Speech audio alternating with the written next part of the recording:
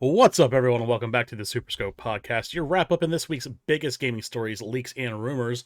We're back for episode 27 on Sunday, April 10th, 2022. I am your host, Retro Game Dude, and of course, joining me always is my brother in Heidel and co-host Daisuke Aurora of Phoenix Aurora Gaming.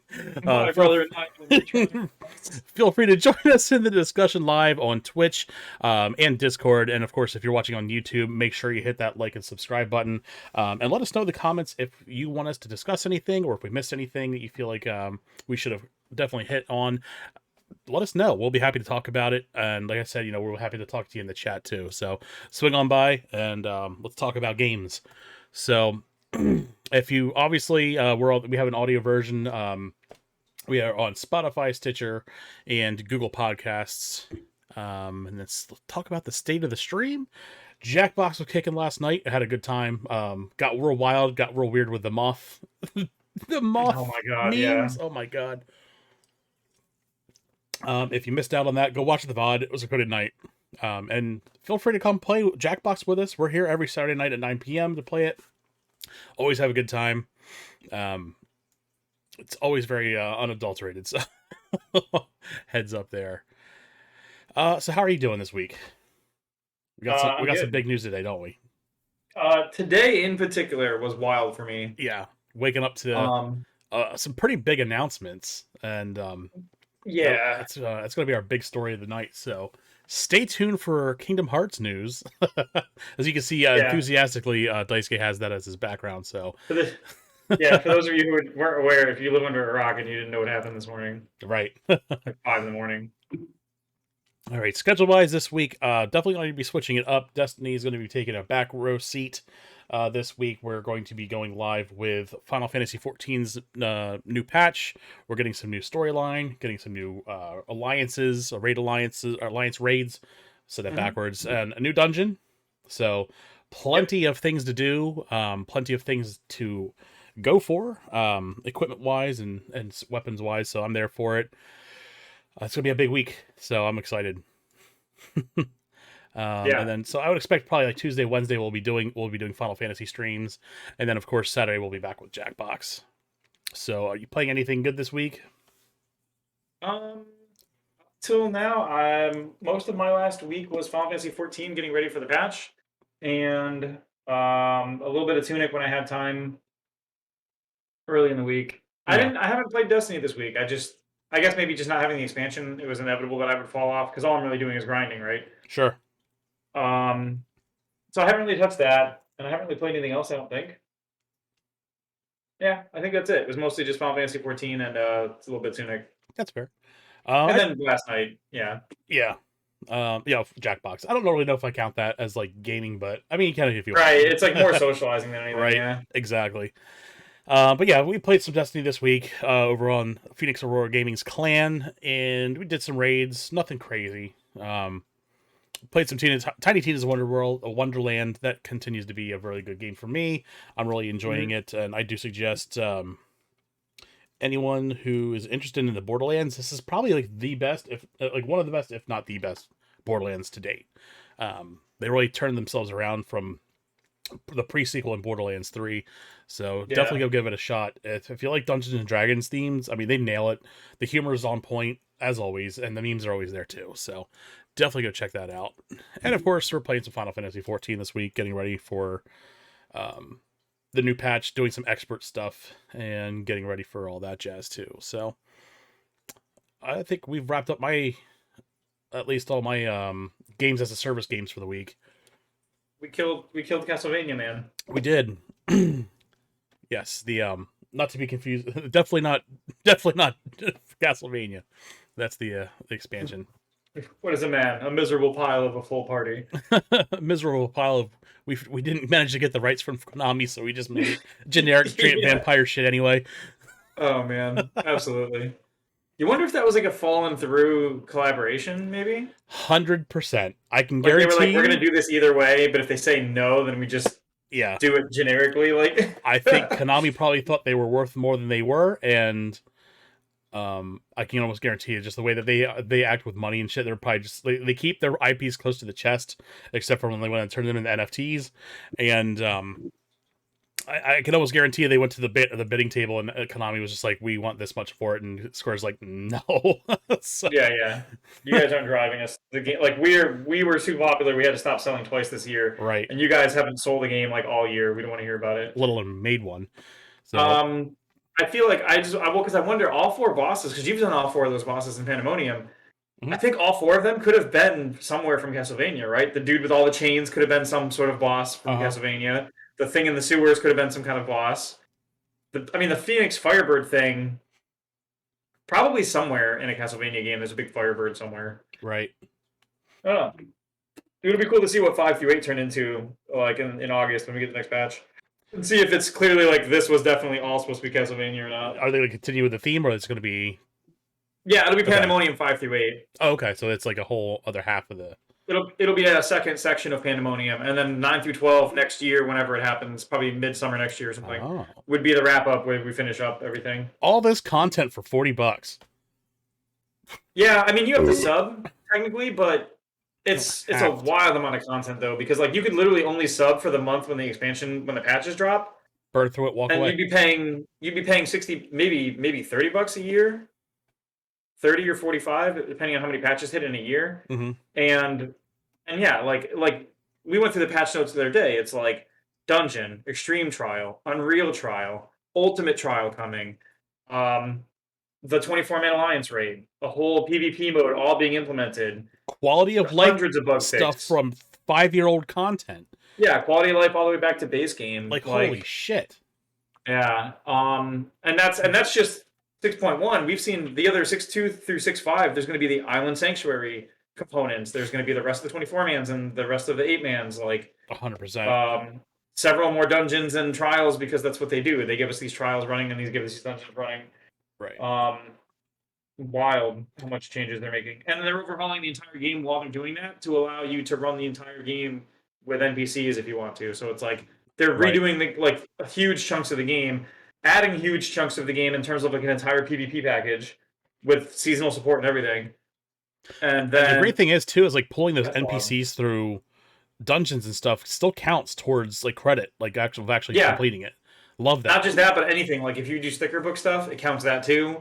And you still get all the drops. So like if you want a Yep. certain like minion from a dungeon, you can run it with the NPC group until it drops, and you'll get it because you won't have to fight anyone for it.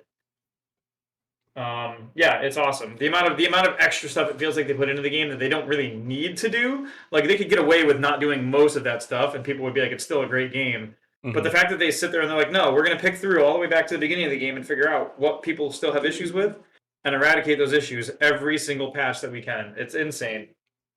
100%. If there's ever a team that loves their product, it's Final Fantasy's team. That's why people will be like, dude, you sub for like year round and like you didn't play at all in March or February. And I'm like, I don't care. I'm so happy giving them $30 to keep this game alive because they really care about their product. It's like Right.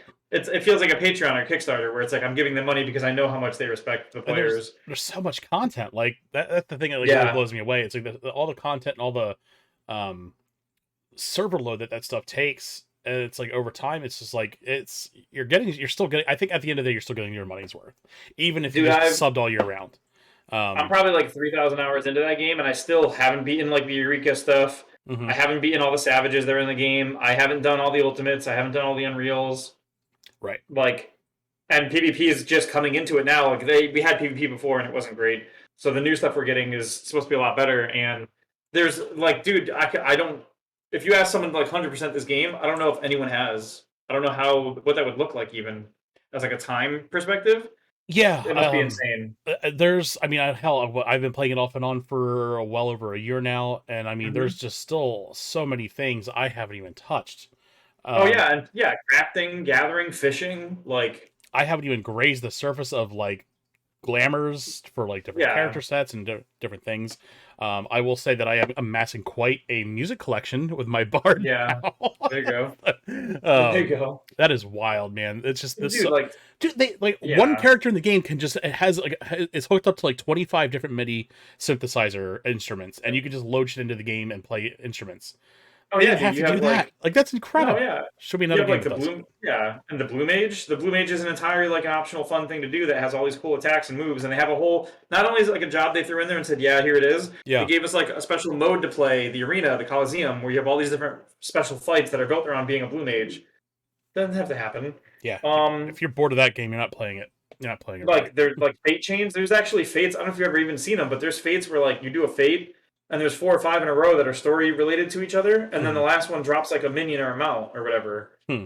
Um, and they do one of those every expansion. Like there's always a new minion or mount. Yeah, it's a mount. There's always a new mount from every expansion that's like the Ixion horse, the Foxy Lady, Big Fox. Like they're always cool things you can get that are like like you literally could.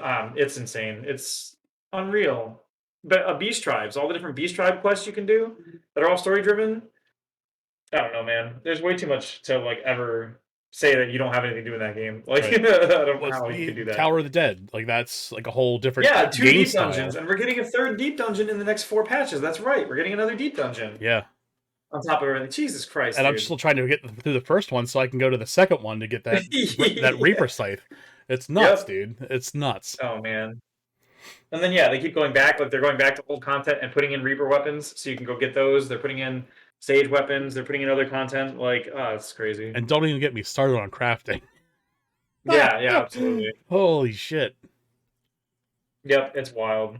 It's wild. If you're not playing that game, I mean, if you are playing that game and you think you have nothing to do, you're lying. Right. You just probably aren't aware that there's other content to be found. And that's probably like one of the gripes I would have is like some things are just hard to Yeah. find, but Oh at the yeah, end of the dude. day, There's a man. lot of it where like you like being in the community and talking to people is the only way you find some adventure. Right. Hop on YouTube and find some Final Fantasy creators that get on and talk about how the game is played and stuff. Because people like Zeppla, they will break that game down into very small consumable chunks so you can understand where to find this stuff. So Yeah, it's and all there. especially I would look and see like after a week or two, see who's got videos up on the crystalline conflict because it'll probably make people's gameplay a lot better in that place if they watch a video or two talking about the different maps and the different ways that the game works. Sure. All But right. yeah, it's gonna be awesome. Well, let's talk about social media accounts. So I'm on Twitter and Instagram as Game Dude Retro, and Twitch and TikTok as Retro Game Dude. Oh, and we have a sponsor. We have our sponsor, Handheld Legend. So if you are into modding consoles like Game Boy Advances, putting like backlight screens in them, like I do, I still have a couple other ones to do. Check out handheldlegend.com/retro game dude, and enjoy saving a little bit off the top of that purchase. So it helps me out too. That's it. Someday I'll write an actual ad out for that, but I figured I'd get it in the top of the show instead of the ass end of the show like last time. So all right, so we talked about last week about Game Pass and how they were kind of late to the draw on announcing a shit ton of their games, and of course, in typical fashion, the day after they announced them. So Oh yeah. we'll get into that. Our Game Pass games of April. I'm sorry, we have a big console seller here, Cricket 2022. So if you're a big Cricket fan, uh, there it is. Dragon Age 2, Plants vs Zombies, Star Wars Squadrons, Life is Strange: True Colors, The Dungeon of Nahilbeck, and The Amulet of Chaos, and Panzer Corps 2, and Lost in Random. So big chunk of those games are on EA's offering portion of the Xbox Game Pass. Oh So yeah. I would say if you haven't checked out Star Wars Squadrons, that's definitely one to check out. I hear that's a really good game. Mostly focused on like flight sim ish, space battle kind of stuff. So if you're into that, Mhm. if you're into that portion of like battle back in the day Battlefront, that check that out. So that's all we have. We are finally done. April 10th, talking about the beginning of April subscriber games. Oh So let's get yeah. into some stories. So Ubisoft made a really cool announcement. NFT enthusiasts score big again as they find out that their in-game cosmetic NFTs will soon be worthless, contrary to industry and speculator promises, as Ubisoft plans to close doors on Ghost Recon Breakpoint support. Who could have seen this coming? No one, I guess. Um, Yeah. so, yeah, Forbes published an article kind of just outlining. Of course, it was our friend Paul Tassi. Um, basically about how they're pulling support, and they just told people who bought those NFTs, thanks for participating. So people who got their serial numbered helmets engraved, serial number engraved helmets and guns, I guess you're shit out of luck. But I was Right. told, I was told that with NFTs you could just take the stuff to another game, and they were just going to create new content for that NFT. Huh? It's still yours. You can still use it for other stuff. Yeah, Yeah. you still have your receipt though. Oh yeah, absolutely. Yeah, the digital memory. I mean, what is like? I just I don't even know what to say at this point. It's just so embarrassing to watch this shit. So, Yeah, it's Ubisoft did wild. say, of course, that they're going to intend on doing more stuff with quartz in the future because obviously they know people are going to buy it, and they're Hmm. going to defend it. So that's where we are with NFTs at this point. So yeah, depressing as usual, and it's kind of like a good lead in because they're talking about we are talking about obviously metaverse games this week too. Yeah. Metaverse games are hemorrhaging people. Big shock. We talked about Axie Infinity last week and how Yep. they got hit with an exploit that cost their users more than $500 million, Yeah. and so that's a hoot. I don't Well, know. I don't want people learn. It's just depressing. Like this metaverse thing and like the NFTs are just depressing in gaming in general. So It's wild to watch. Like I don't know. It's one thing. It's like I don't get it because we see like for the longest time, I think for like week after week, we had like story after story. It was like a Minecraft realm that started with like a coin, and then it rug pulled, and then mhm. there was one like individual games would pop up, and then they would just rug pull and leave. We had actual content creators like former Twitch streamers who would like say they were partnering with some new coin that was an up and comer, and then they would rug pull and they would leave, and they would even interview after and be like, "Yeah, I rug pulled. No, I'm not giving it back." Like and then Yeah, yeah, stuff like but then you still have people being like, oh yeah, well look at Axie Infinity, and then Axie Infinity burns $625 million on an exploit, and then they go, well, and you're yeah, like, okay, cool, great, and then people are like, well, look at Ubisoft. Ubisoft is leading the industry by putting NFTs in their games and making it a big deal, and then it was like, yeah, so we gave up on that, and it was like, and people are still like, they well, I'll still still buy continue the to next defend it. NFT, and it's like, okay, like I Well, don't know, like you guys at this point, like we put up multiple signs that say the oven is hot, and you guys are still putting your hands on it. I don't know what to tell you. Like, right. be Um, handless, I guess. and you look at like metaverse games where people are buying like digital real estate, thinking that they're gonna flip it for as Oh like yeah. real estate. Hmm. It's just batshit crazy. I'm Well, sorry. like we saw, like what was it? Peter Molyneux. Peter Molyneux put up that thing where he's like, "We're making a new game. It's gonna be NFT, and like you're gonna own property in the game, and it's all NFTs to represent the individual plots or whatever." And he made like, remember he made some stupid amount of money in like a day because everybody Sure. bought them. And then like that, as far as I know, that project's in the wind. I haven't heard head or tail of it since then. Yeah. And what they don't even have to. What do they have to deliver? There's no refund policy. What are you going to do? Sue Peter Molyneux for selling you something that you bought willingly? Right. Like, what are you going to take him to court? What court are you going to take him to?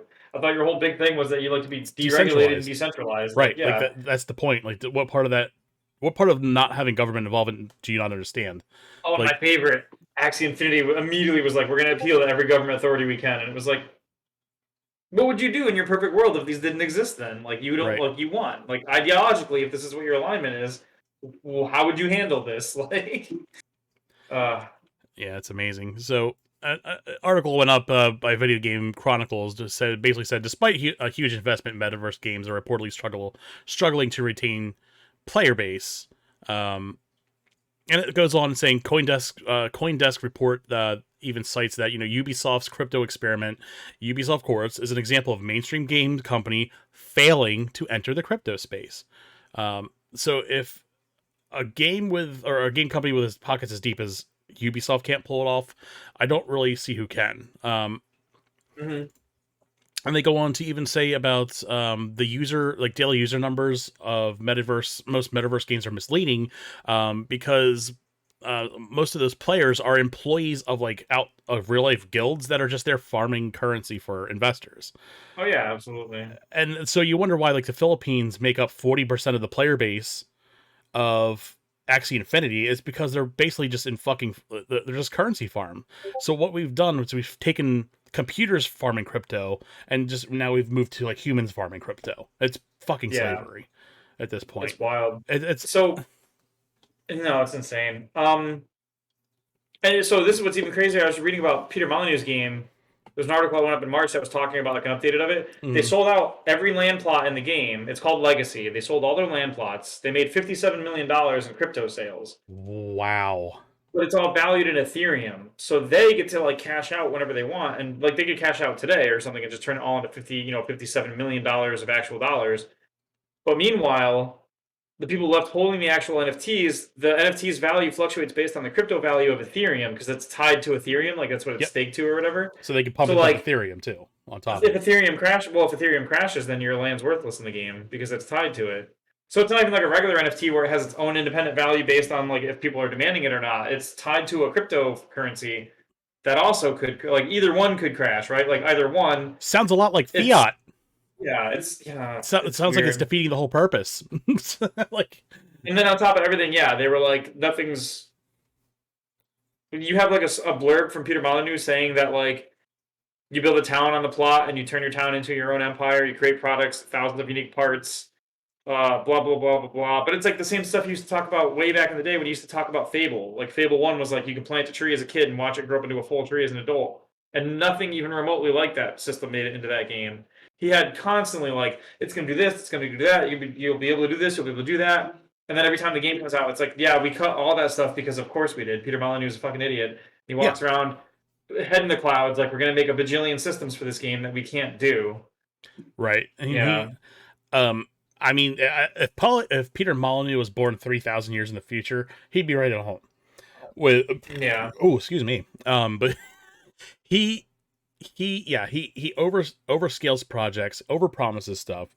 Um, and at the end of the day, it's like current systems and current computers and just anything. Most game systems can't handle what he wants to do with games.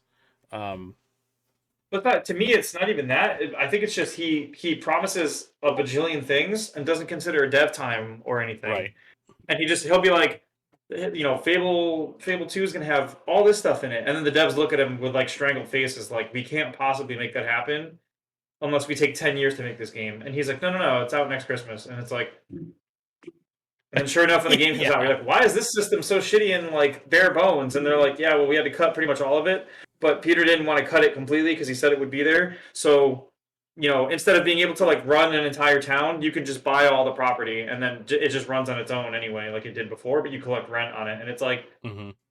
okay, so I can buy the properties and collect rent, but like I was supposed to run the shops, I was supposed to control product prices, I was supposed to have an economy, almost like a Sims style game, and they were like, yeah, well, we couldn't, of course, we couldn't do that, right? Right. Like the game came out a year after he said that, and it's like, okay, Hmm. oh man, he's wild about that, but he belongs very very solidly in the grift community. Right. Well, it's like everything wrong with gaming in like a small scale. It's just like Yeah. anything that Peter Molyneux is doing is the opposite of what the gaming industry should be doing.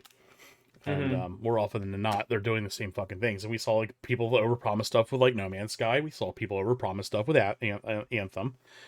Yeah. Oh, dude, Anthem was another example of exactly that same thing where they had a video built and then showed us the video, It wasn't and they even were the like, "This game. is running." They were like, "This is running in engine. This is the game." And it was Yeah. like, and then the developers were watching that footage from their couches and be like, Who? "What is this? We didn't make any of this." Yeah. Then they got a conference call the next day. They were like, "So that footage we showed you is what the game needs to be like when it's done." And it was like, okay, So where did that cool. footage come from? Did they hire like an outside firm to make that? No, I think I'm not sure if it was an outside firm or like in the in-house graphics team did it. Mm, And like, I mean, they weren't really communicating with the rest of the team or whatever about it, I clearly. guess. Um, Let me see, Anthem footage, because I am also curious about who made the footage. I know that it's um, let me see, Anthem Promise versus Reality. I know they mentioned it in here. Let me control F for like footage. See what I find. Um, Here we go. So Anthem was revealed back at E3 2017 during EA's press conference with a short teaser trailer followed by a 7-minute clip of actual gameplay. Um, It's engine footage. Shows the player simply meeting up at the front outside the walls and going in there searching for, and they go fight stuff and everything. Um,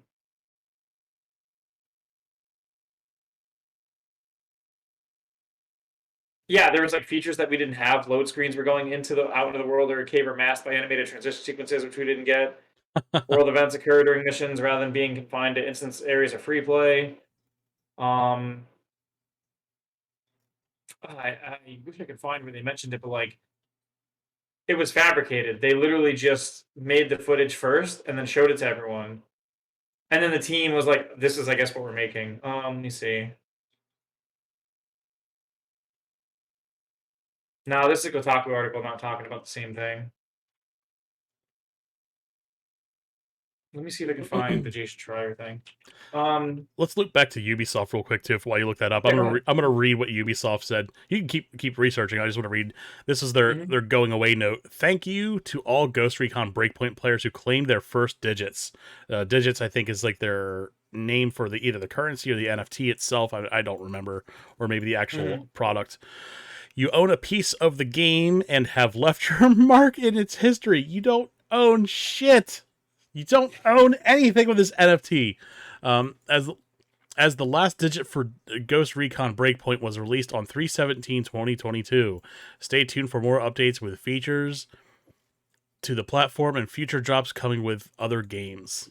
So, what happened to the promise Right, of absolutely.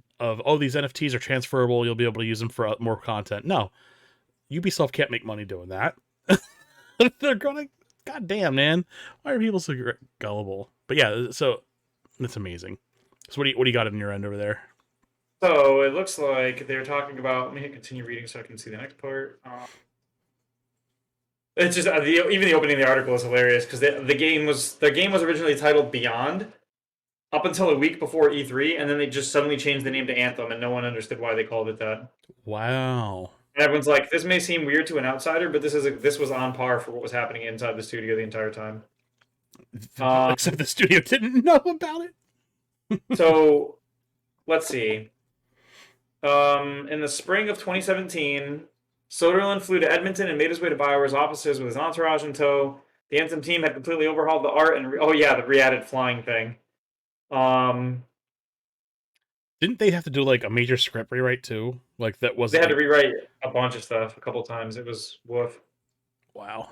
Like the whole script Um, was not original, and well, I know like the whole anthem theme wasn't original to the original script. yeah, so it looks like E3 2017. They had a working demo, which is what they had shown that guy. So Soderlund was that like high up CEO dude who told them to take out flying, and then when they redid everything, said that it sucked without the flying, and then they had to put it back in again. That was before the E3 where they showed the footage. So then the E3 footage rolled around. The demo became the foundation for 7-minute gameplay trailer that BioWare showed to the public a few weeks later. After just a few days after they changed the name from Beyond to Anthem, they went up to E3. They announced the game. They showed the demo. The next day at Microsoft's press conference, they showed a demo that helped everyone, including BioWare's own developers, finally see how Anthem would play. What the public didn't know was that even then, Anthem was still in pre-production. Progress had been so slow that the demo was mostly guesswork, which is why the Anthem that launched looks so differently than the demo revealed at E3. In the real game, you have to go through a mission selection loading screen before you can leave your base. In the demo, it all happens seamlessly. Um, After E3, that's when it really felt like, okay, this is the game we're making, said one Anthem developer, but it still felt like it took a while to get the entire team up to speed. It was kind of tricky because there were still a lot of question marks. The demo was not even built properly. A lot of it was just fake. There was a lot of stuff that was like, oh, are we actually doing this? Do we have the tech for that? Do we have the tools for that? To what end can you fly? How big should the world be? How can we do this? The abilities were getting added and then decided. We didn't know what was going to be broken or what would be playable, feasible, makeable. Nothing was set in stone. Um, Yikes. Fundamental things were not figured out yet. At E3 2017, BioWare announced that Anthem would launch in fall of 2018. Behind the scenes, however, they had barely implemented even a single mission, and the drama was getting worse. And it just goes from there. But like, yeah, that's what coined like the BioWare magic thing was like they weren't even remotely close to ready or done or anything, and they just slapped it together as best they could based on like the demos they had made to show that one CEO that it was playable. Like, Oh man. um, yeah, nobody was making decisions. It was all decided by like panels. People would be like, "What am I supposed to do?" You'd show up for work and be like, "What am I making today?" And they'd be like, "We don't know yet because I don't want to make the thing they want us to make." And then like you'd make nothing all day, and at the end of the day, like another boss would show up and be like, "What'd you make?" And you're like, "They said not to make anything." And they're like, "Oh, you were supposed to make a whole thing all day." And then the other boss would come over and be like, "No, I told him not to make that." And it's like, Wow. okay, like, what am I even doing? Like, oh man, Too many yep. Chiefs. It's such a good article. It's a great read. I've worked at a company where it was like there was a major um it was a high up manager for like 3 people. And this is a store like of a couple hundred employees. So think about how many managers there are per three Wow. people. Well, you have what Yeah, it's a yeah, 1 to 3 ratio. Like why do you need that many fucking managers? right, And oftentimes is what happens is like, well, manager A comes up, hey, you need to do this. Manager B comes up, why are you working on this? And it's because manager A said so. Well, manager B says not to do this anymore. And okay, stop. And then manager A comes back, why did you stop doing that? And then you're the asshole. It's yeah, never yeah, those two. It's exactly. never those two. Um, and so when Yeah, you it's bring that up insane. too, it's like you're just the asshole. It's just classic retail and bureaucracy at the end of the day. Right. Well, and that's the kicker, right? Is like the you see that we've had multiple articles and discussions on the podcast already about like um Mismanagement poor in general. management, mismanagement, Hmm. like yeah, not having a plan, not having a handle of what they were doing, any of that stuff. And then it turns into like, well, we don't know why the game failed, we don't know what happened, what went wrong, what could we have done better, and it's like a lot of this stuff is just basics, dude. A lot of this stuff is just basic common sense. Don't do this, don't do that. I Right. don't know. It's Upper level management will never take responsibility. The marketing teams will never take responsibility, and it's well, always and them. and that was the problem too. The last like almost decade of gaming, they've been saying a lot of companies have been hiring people from the financial sector, CFOs and stuff, to Right. become like the managers or the overseers of like game project teams and dev teams. And it's like And what do you see happen? you, They you turn got into yeah, mills. They turn into you shitty game hired mills. yeah. I mean, look at and we talked like the last few weeks about like look what happens in like Microsoft in house where like they flip your staff every 18 months tops. What Right. are you supposed to do with that? Like, you build a report. Like imagine if you went to like a fast food place and the fast food place rotated staff every 18 months no matter how good they were. Right. And then you're Yeah. like, oh wow, the team here six weeks ago had my order on point. What happened? Like 18 months, like had to replace them. Yep. It's like, well, what? Would And have we're had to not give them talking raises. about, and we're not talking about cooking, which is like a skill you can teach people pretty readily and quickly. We're talking about programming and developing art teams. How do you Right. replace your art team? Like, I mean, you got a bachelor's in an art related field, so I imagine you can understand when I say like you cannot just find another person who paints or draws or designs the same way. Everybody has their own different techniques and styles. You cannot replicate that off the Right. street. Something as simple as like, oh, who I can't get into the Dropbox. Oh, well, the guy who was here like 3 generations ago, he set the Dropbox up, and we don't know where he is anymore. Yeah, I mean, we don't know his So, information or like, dude, whatever. I Like, see like shit like that all the time in non-art industries, and it's like hmm I mean, at the company I'm at now, we had a guy. Um, he left, and it was amicable. He just he went sure. somewhere else. Mhm. But his email was the email box that were like cancellations for maintenance plans went to. Yep. So for like 6 weeks, we didn't know why things weren't getting canceled because You were those blind. emails Yeah. weren't getting forwarded to the person who was now in charge of it. It's like Yeah, you were blind. imagine that on a larger scale, where Boy. like you have a developer studio with like hundreds of employees that are overturning every 18 months. Like you can set your watch to it, and just Yeah. Well, imagine why dude, things don't get fucking done right. imagine trying to make a game like Silksong or a game like any stylized artistic game like that with that Hmm. with that art style or that methodology, and then just being like, oh, by the way, like the artist has to rotate every 18 months. Like, so if the artist can't make all the art for Silksong in 18 months, then the artist gets replaced, and you have to hope the next person can make similar looking art that doesn't stand out too far. Hmm. Like, and what for? Like Right. they were doing fine, right? Weren't they? Like it's wild. It's one of those decisions that's made from like it must be made from some sort of financial, maybe like money saving, maybe like that's the amount of time you can run it before you have to like do something else, make them permanent, provide insurance. I'm not sure. There's got to be something like that. that they try to avoid by doing that kind of rotation, because there's no other sensible reason to take a person who's doing a good job and throw them on the street and replace them with a brand new person Right. because of a time period or a clock or something. Oh, and all that is it's a money saving tactic. Oh, if it's a revolving door, you don't have to give them raises. If they're not employed That's by what I us, was we don't have to thinking. give them. Something We don't like have to that. pay them overtime. It's all shitty money saving tactics, dude. It's all I think it's.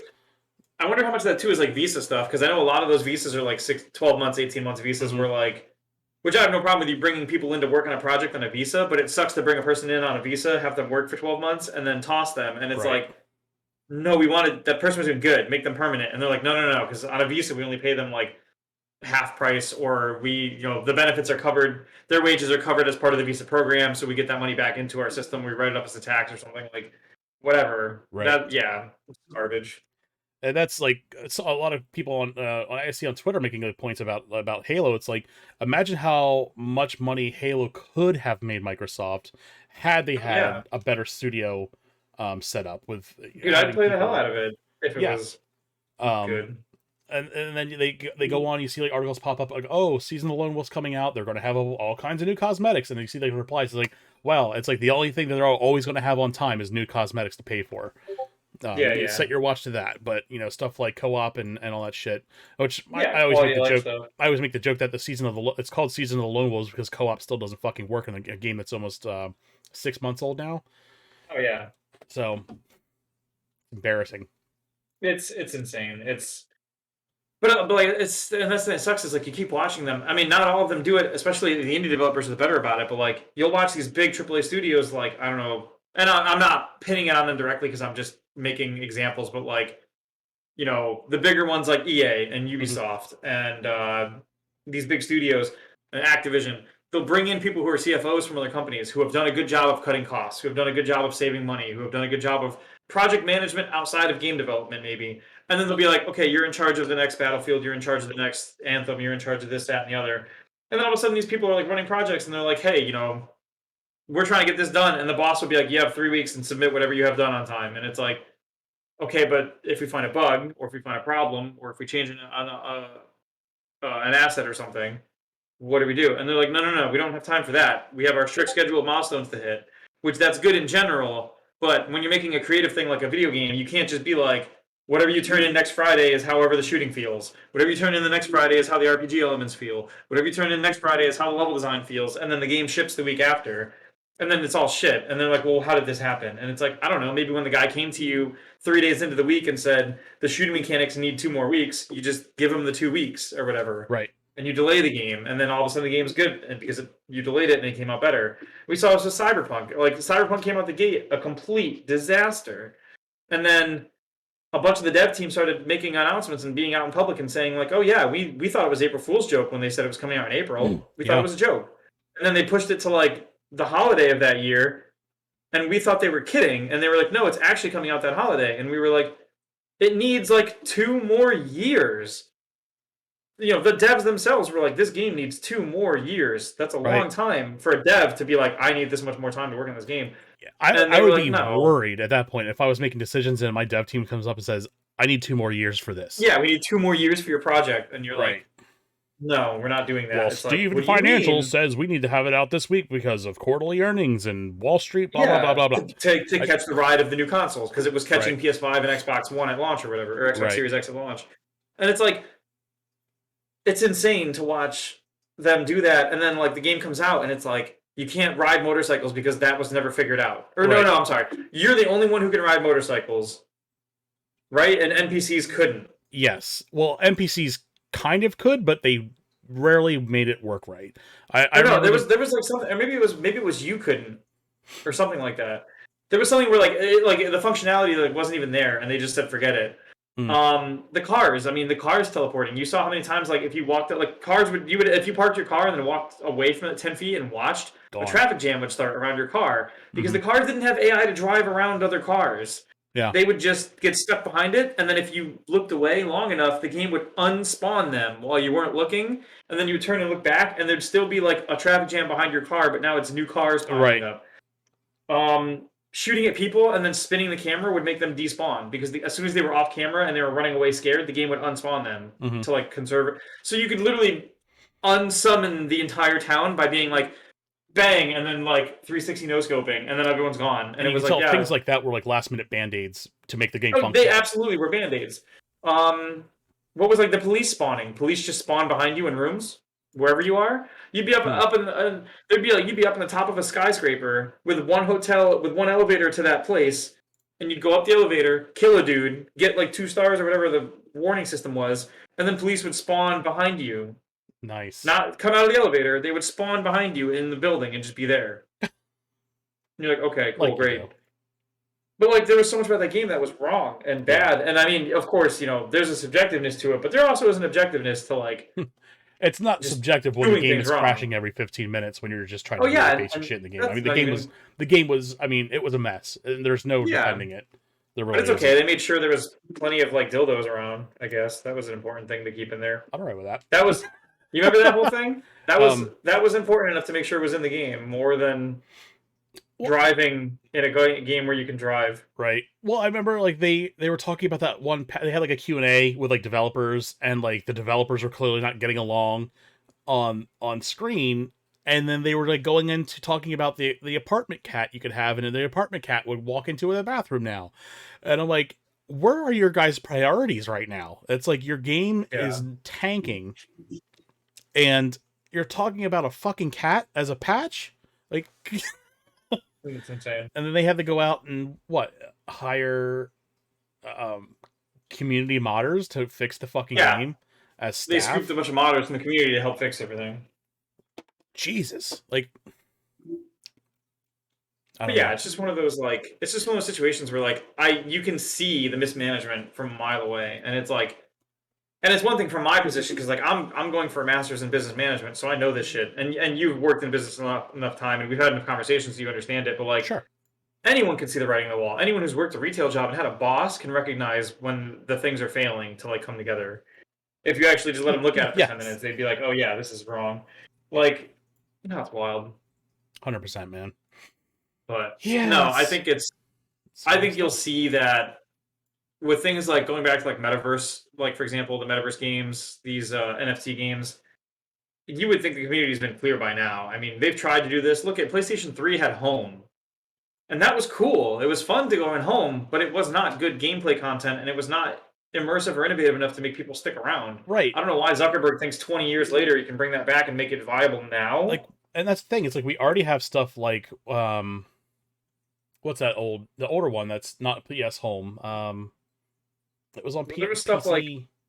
There was stuff like Second Life and IMVU and all that. Yeah, all those games that were like you could live a whole nother life, and they would pitch it as like you could do a whole thing. Right. And yeah, it's been here. And like you said, it's been here for the longest time. So it almost sounds like this is an attempt not to make so much gaming, but social spaces. And we've had social spaces with the things like PlayStation Home. And that doesn't hold you. It doesn't. Nobody wants like. I have a limited amount of time to game, especially like having kids and everything. Right. And you know as well. Like, and I'm going to school full time, so I have more free time than you do because you actually have like the 40-hour 9 to 5 whatever. Mm-hmm. And neither of us has the time to hop on a video game social network for hours and hang out in between gaming and then the rest of our lives. Well, we even tried like doing like VR chat after parties on this channel, and there's only so much you can do. So it's like, well, right. At the end of the day, it's like, why not just have like a fucking Zoom call or a voice chat? Because like there's no. Yeah. You can't like. And then when you go into yourself like if it's overpopulated either. What's up? When you go to the public spaces, it's garbage because you have to deal with the regular public all over the place, and the anonymity of the internet allows people to just do the most garbage things possible. You sure do. And I wasn't even there for your trip into VR chat, but I remember the next day I was like, "How'd that go?" And I was like, "I guarantee you had some bad experiences." And you were like, "Yeah, we ended up going to a private like room or whatever." Yeah. I was like, "Yeah." Things did not go well. That's never fails. Oops. So, well, yeah, I mean, it's like imagine going out in the real world and just walking through like a town like down here in Orlando, but not having any laws. That's basically what it is. You can do whatever you want and get away with it. It'd be a utopian hellscape, like right or like. Well, not utopia. It'd be like a dystopian, like hellscape. It'd be like the end of the world or whatever. Right, and you think about like in real life social spaces, like I don't know, Disney World. You don't just go up to like fucking random strangers and start striking up conversations. It's just not natural. So why would you do it in a digital space? Like it doesn't make any sense. I don't know. the whole thing's a wash. I mean, Yeah. they want to put their money into it by all means. It's fine, but Yeah, this is. I mean, Facebook is, I think, a thing in the past, and I think honestly, Zuckerberg is trying to hold on for dear life, and everything he does just makes him look more dated than the next. So yeah, he's trying to compete with stuff like TikTok. He's trying to compete with stuff like VR chat. Um, I think his whatever he's got it's spread too thin, and I don't know. I remember, like, do you remember like they had like Puerto Rico had that huge hurricane, and like yeah, Zuckerberg did like a 3D fly through tour of the metaverse in Puerto Rico in all this wreckage, and it was like this complete disconnect of like what was happening. Hey, you didn't see yeah. that? No, I didn't see that, but I mean, We're I'm gonna not bring that. surprised. I could absolutely see him doing like a fly through of it and being like, "Wow, look at the destruction here." And it's like, imagine being this like in this That's position where you literally could what it just was. like marvel at like the destruction of people's lives. Right. And that's exactly what it was. Wow, look at this. Look at that. Wow. You know what It's that like, reminds me of actually? what's that? I'll send you something. I don't want to bring it up because it's political, so I'll leave it off stream and I'll just send you a picture of it. But it was the same concept. It was like a group of people watching another group of people suffering and just being like, All right. "Ooh, wow!" Like as it happened, it's absolutely insane. Mm-hmm. Completely detached. But it's like you said, it's like detached from reality almost. 100%. Um, I'll bring it it's up so everyone on stream can watch it too. Because it's, oh uh, boy. yeah, I put it into boys. Nice. I'll check it out in a second here. Yeah.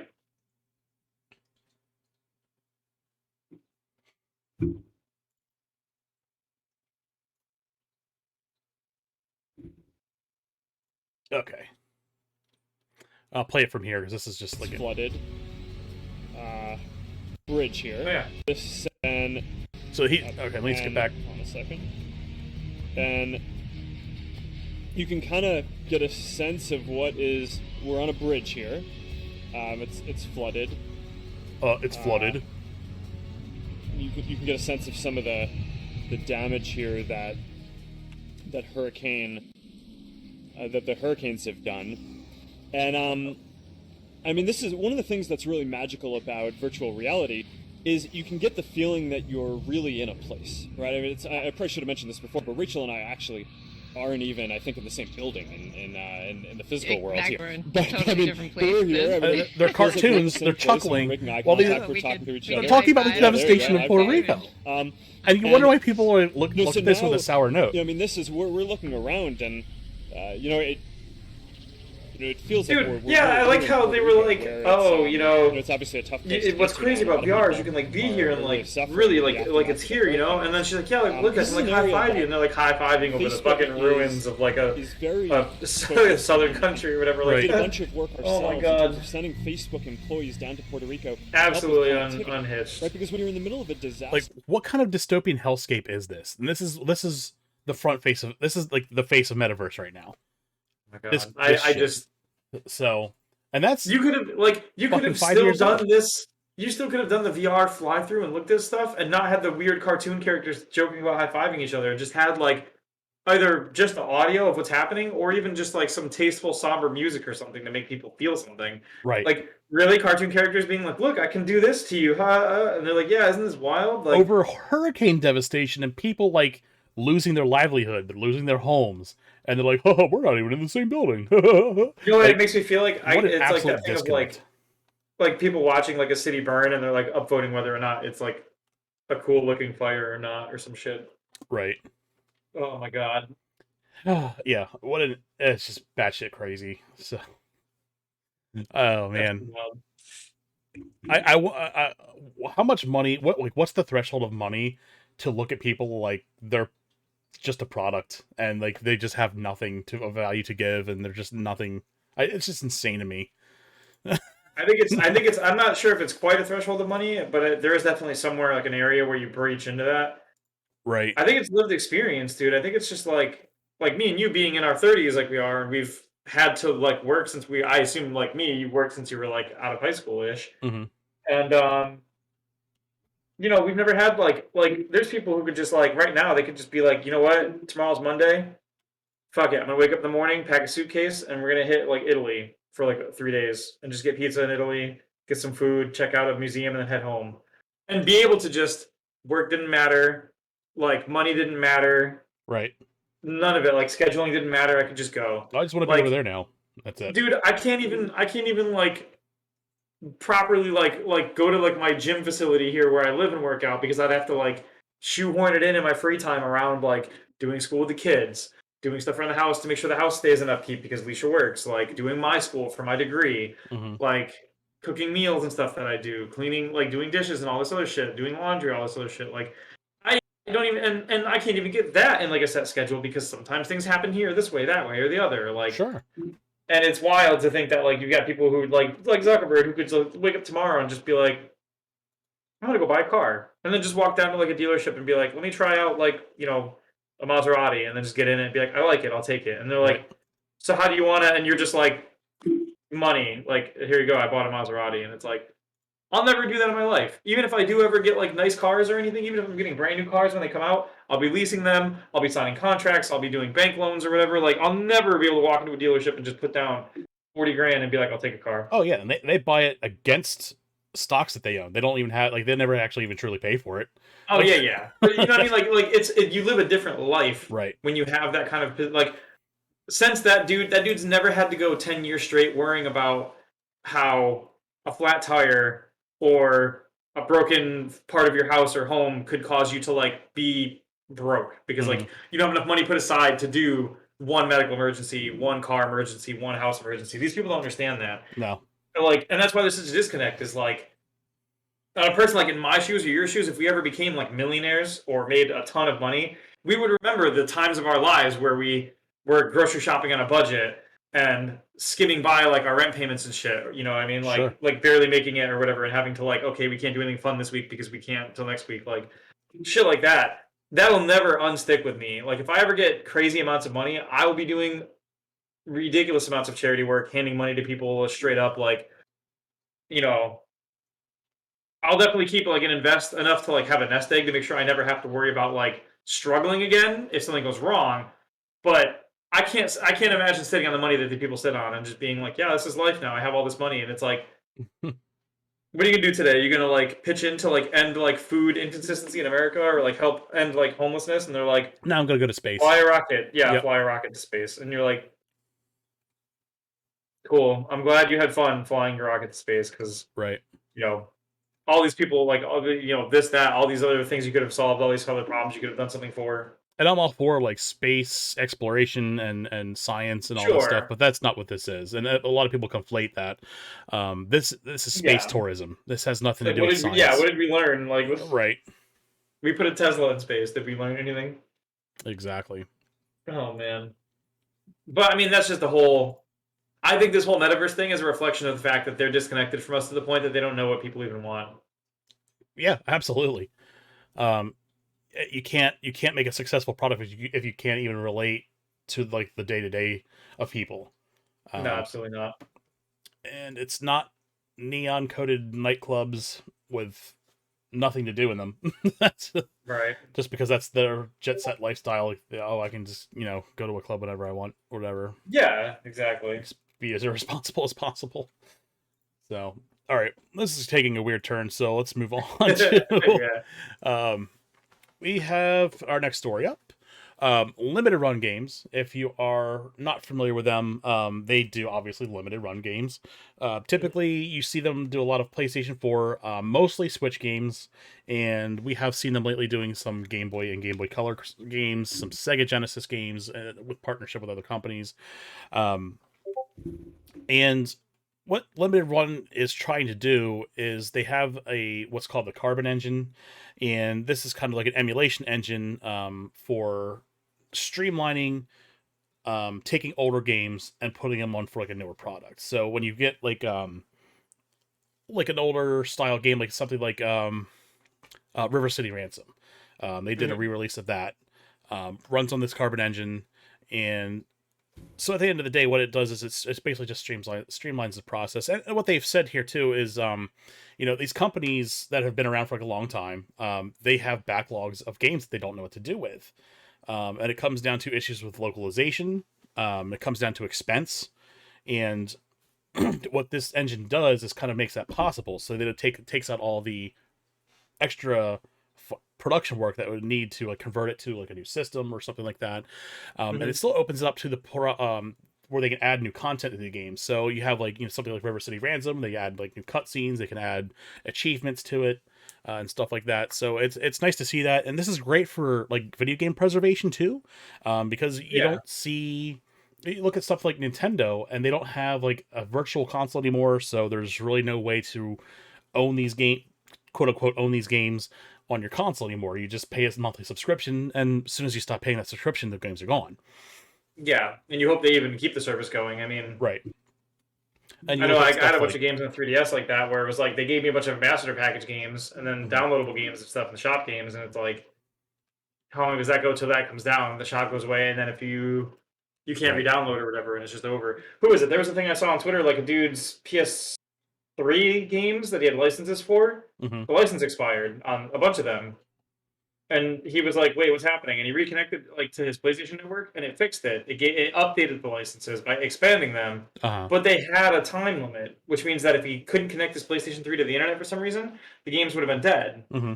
And then even then, if the server obviously if they stop supporting it on their end, that also would cause them to be dead. Sure. But like they're games that he owned or well he bought digitally and then didn't have anymore or wouldn't be able to have anymore, and it's like, oh, okay, cool. Well, that's what purchasing has become, I guess. Right. Actually, let me Google something real quick because I heard that there was a lawsuit somewhere, I think in Europe, about how digital games aren't purchased, and therefore, like, even calling them a purchase is like It shouldn't be called. Yes, I have seen that misleading. lawsuit. It shouldn't be called a purchase. It should be called like a lease. Um, Yeah, like a lease or a rental. which I mean, if you're talking about a license, is a lease. So, um, Yeah, exactly. Class action lawsuit makes it sound like it's America, though. Oh yeah, yep, New York General Business Law against Amazon mhm. because of like how you purchase music, movies, and television show content, but then it's just licensing.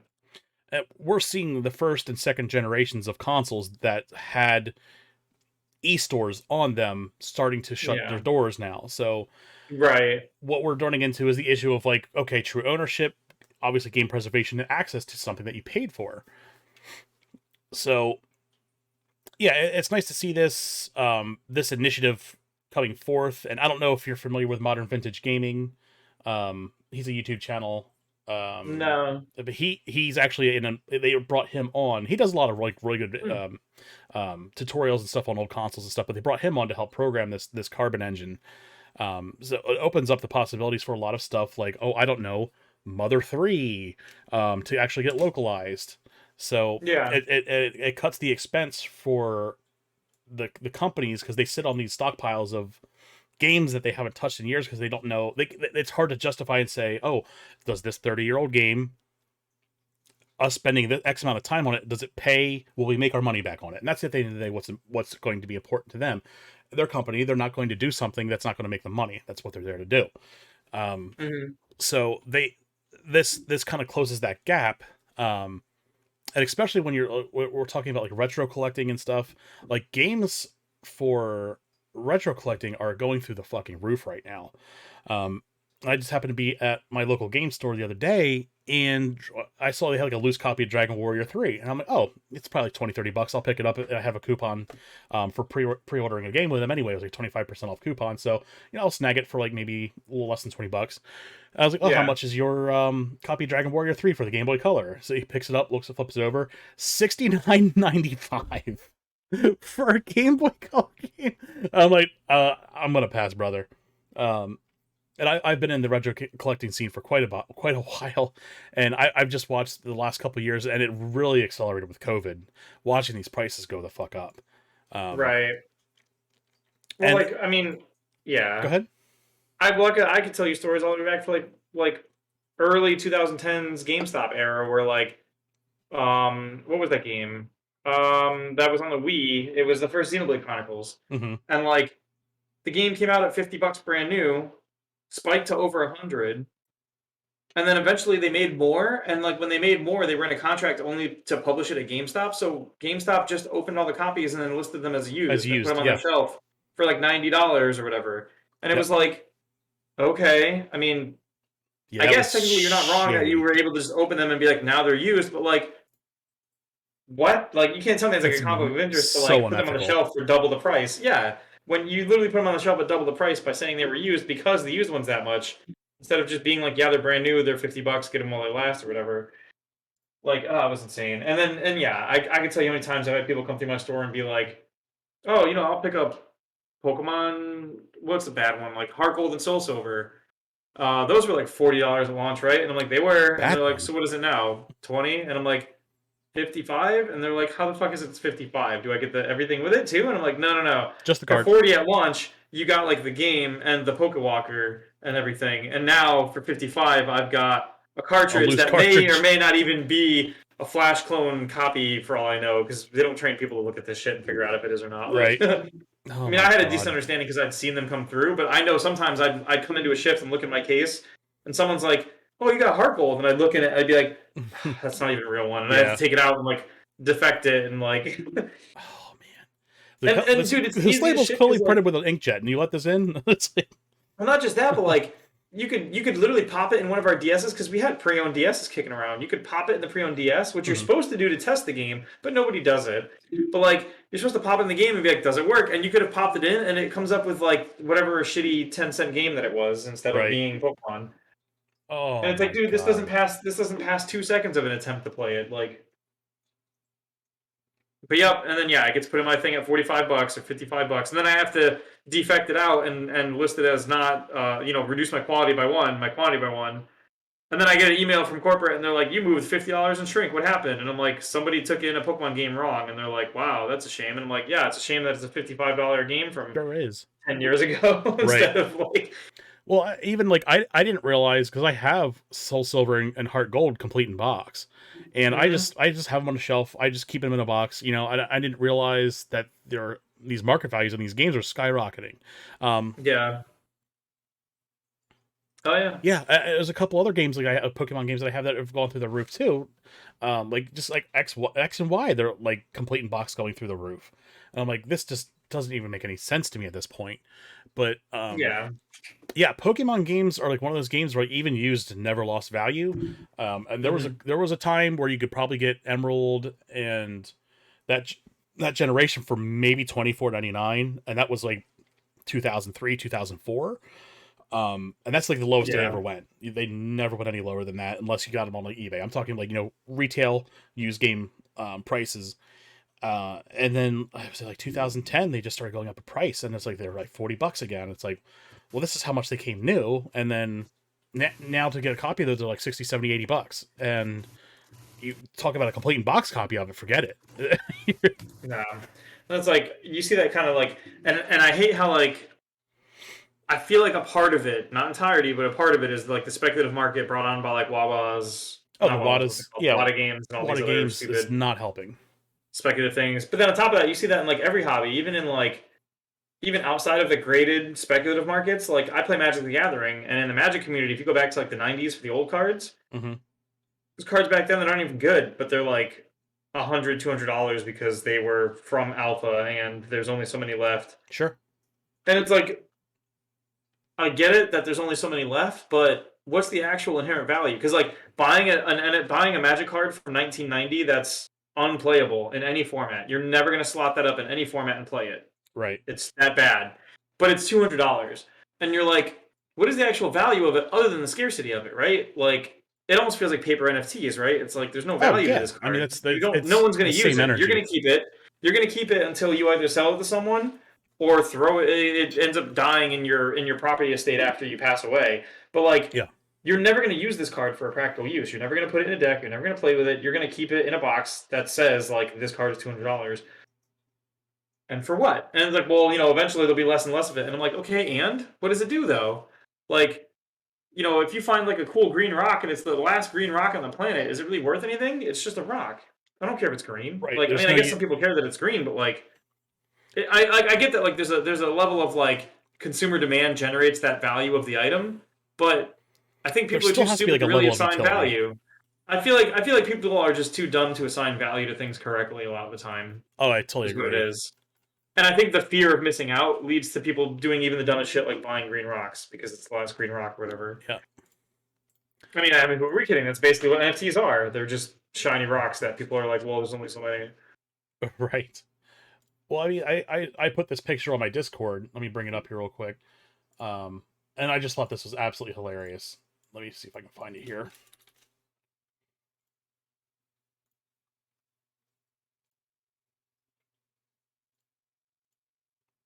This bullshit. Oops. Yeah, the All Stars. Someone's selling a loose cartridge. Why did Wada grade this? That just goes to show you the integrity of that company in the first place. A loose fucking cartridge of Mario All Stars, a game that you can pick up on eBay for probably under $30, and if you waited and were patient, you could probably pick up for a little much less than that. Yeah. This is what happened. This is what's happening to game collecting right now. Like, you're pulling out a semi-common, maybe very not uncommon game, like somewhere right between common and uncommon. Oh yeah. I mean, honestly, Mario All Stars is probably common as dog shit and just as valuable. It, and the thing is too, it's like these games are easy to emulate, so I just can't really. I just can't get behind spending $2,000 on an SNES cartridge. I don't think he's ever gonna get this money for it, but yeah, I just thought that was fucking insane.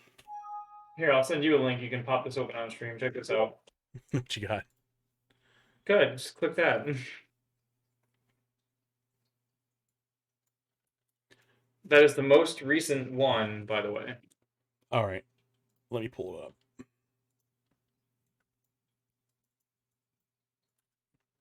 Yeah, that's nuts too.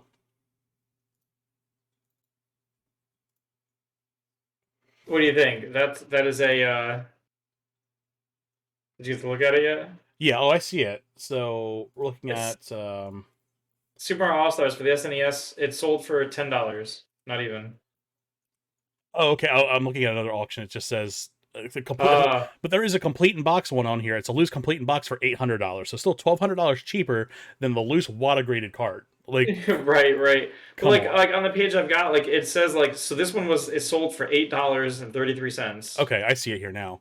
And then like if you scroll down to similar items, there's like a whole variety of cartridges of that game that look like they're in pretty good shape overall, and they're like That's 23 Canadian. bucks, 25 bucks, 27 bucks. Yeah, $10 Canadian. It was like 8.33 $833 American. US. Mm-hmm. And it still has the plastic The guard on the Yeah. cartridge slot, The dude, which the dude loose paid Wada one didn't. The dude paid 25 for shipping on a $10 game. He paid more for the shipping than the game at that point. Yeah, and keep in mind Uh, what's Wada grading cost? Probably 50-60 bucks. Yeah. So yeah, I just feel like that's like a rug pull, right? The dude went and got it graded so he could list it for 4 figures. I can't even imagine him ever moving that. No. Oh my god. What is wrong? What is wrong with the world? I don't know. It's weird being around for so long, looking at this and seeing, oh boy, this is not what's supposed to be happening. Like, I just No, absolutely not. It's like, dude, I had probably I might have even accidentally had a second copy of this game and not realized it for a while. And then I was Sure. like, oh yeah, I think someone left it here. And they left it there at my house because it didn't matter to them either because they could also just get another one easily. Like, right. it is not. It is not. I'm gonna What was it? What was the one? The original NES Mario Brothers. Remember? It was a pack-in, and like people were still putting them up for like 5, 6 figures sometimes if they're like special Wada graded whatever. Oh, that was You know. that was one of the games that Wada like overinflated. They kept buying and selling and buying and selling it to themselves. Absolutely. to And then run the price meanwhile, they're out there being like, "Look at this game's super rare and it's in such good condition." And then meanwhile, you're finding warehouses with complete in-box pack-ins that never got touched, literally untouched, and they're like, "Shrug." Whatever. This is an 8.5 in our grading scale, and it's like, okay, wait a second. These are literally brand new. Like, there's still new ones to this day. Oh, Right. It's wild. Yeah, that's what. It's like, honestly, as soon as you see a Wada grade on an eBay thing, walk away from it immediately. It means nothing. It's just you have taken a game that's meant to be played and you've made a paperweight out of it, especially a loose cartridge. Like, the utility of a loose cartridge is that you can buy that and play it. I get people who want to collect like complete and box stuff, but to grade and seal a loose cartridge in an acrylic case, like, you've made a paperweight. It's wild because like you see this in like you see it in like what is it? Magic has that with like their cards, other card trading cards, sports cards. They all have done it. Like, they've always done it, but I feel like even then, it's never made the cards' value spike like crazy. It's always made them marginally be more valuable because people, like, once you lock it up in that case, like, okay, you got Morphling for $20 in a graded 8.5 case, which is awesome, but like, you also know that once you grade your Morphling and put it in that case, you're never taking it back out. Mm-hmm. So it is effectively worthless unless you want to sell it. That's it. The utility is gone. Right. Yeah, the utility's gone. All you can do is sell it. I would love to see someone play with like a graded deck and just have like a stack of acrylic cases. Dude, I joke from time to time about taking all my top loaders that I have lying around and like top loading a whole deck and playing with it like that. Nice. Like, you want to sit down and play some Magic and you're like, and they go everywhere because they're all like freaking top loaders. Like, oh my god. Man. But it's insane because it's like the utility's gone, and it's like you can either eventually crack it open and play the card, at which point buying it for a higher price was pointless, or you're planning to eventually sell it to someone, which means that the only reason you did it is a speculative thing, not like an actual I want the card. Right. Yeah. It's at that point, like, anyone can do that. You don't even have to be a fan of the game at that point. So you're entering a space and that of like fandom, and you're not improving upon it. Nothing like that. What's that? Well, look at what happened. Like, what was it? Give me 2 seconds while I Google this.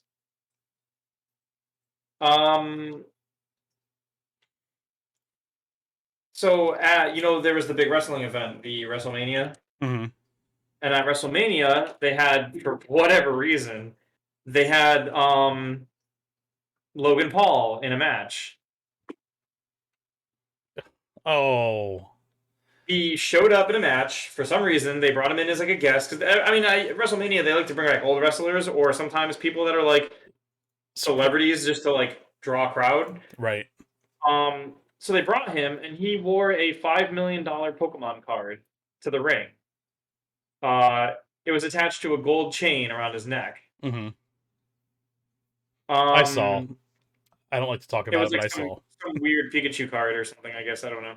And like, apparently, it's the most expensive single Pokemon card in existence, reportedly valued at $5.275 million, which is what he paid for the card before fees. But the problem is that you cannot convince me ever that any card of any game will be worth $5 million.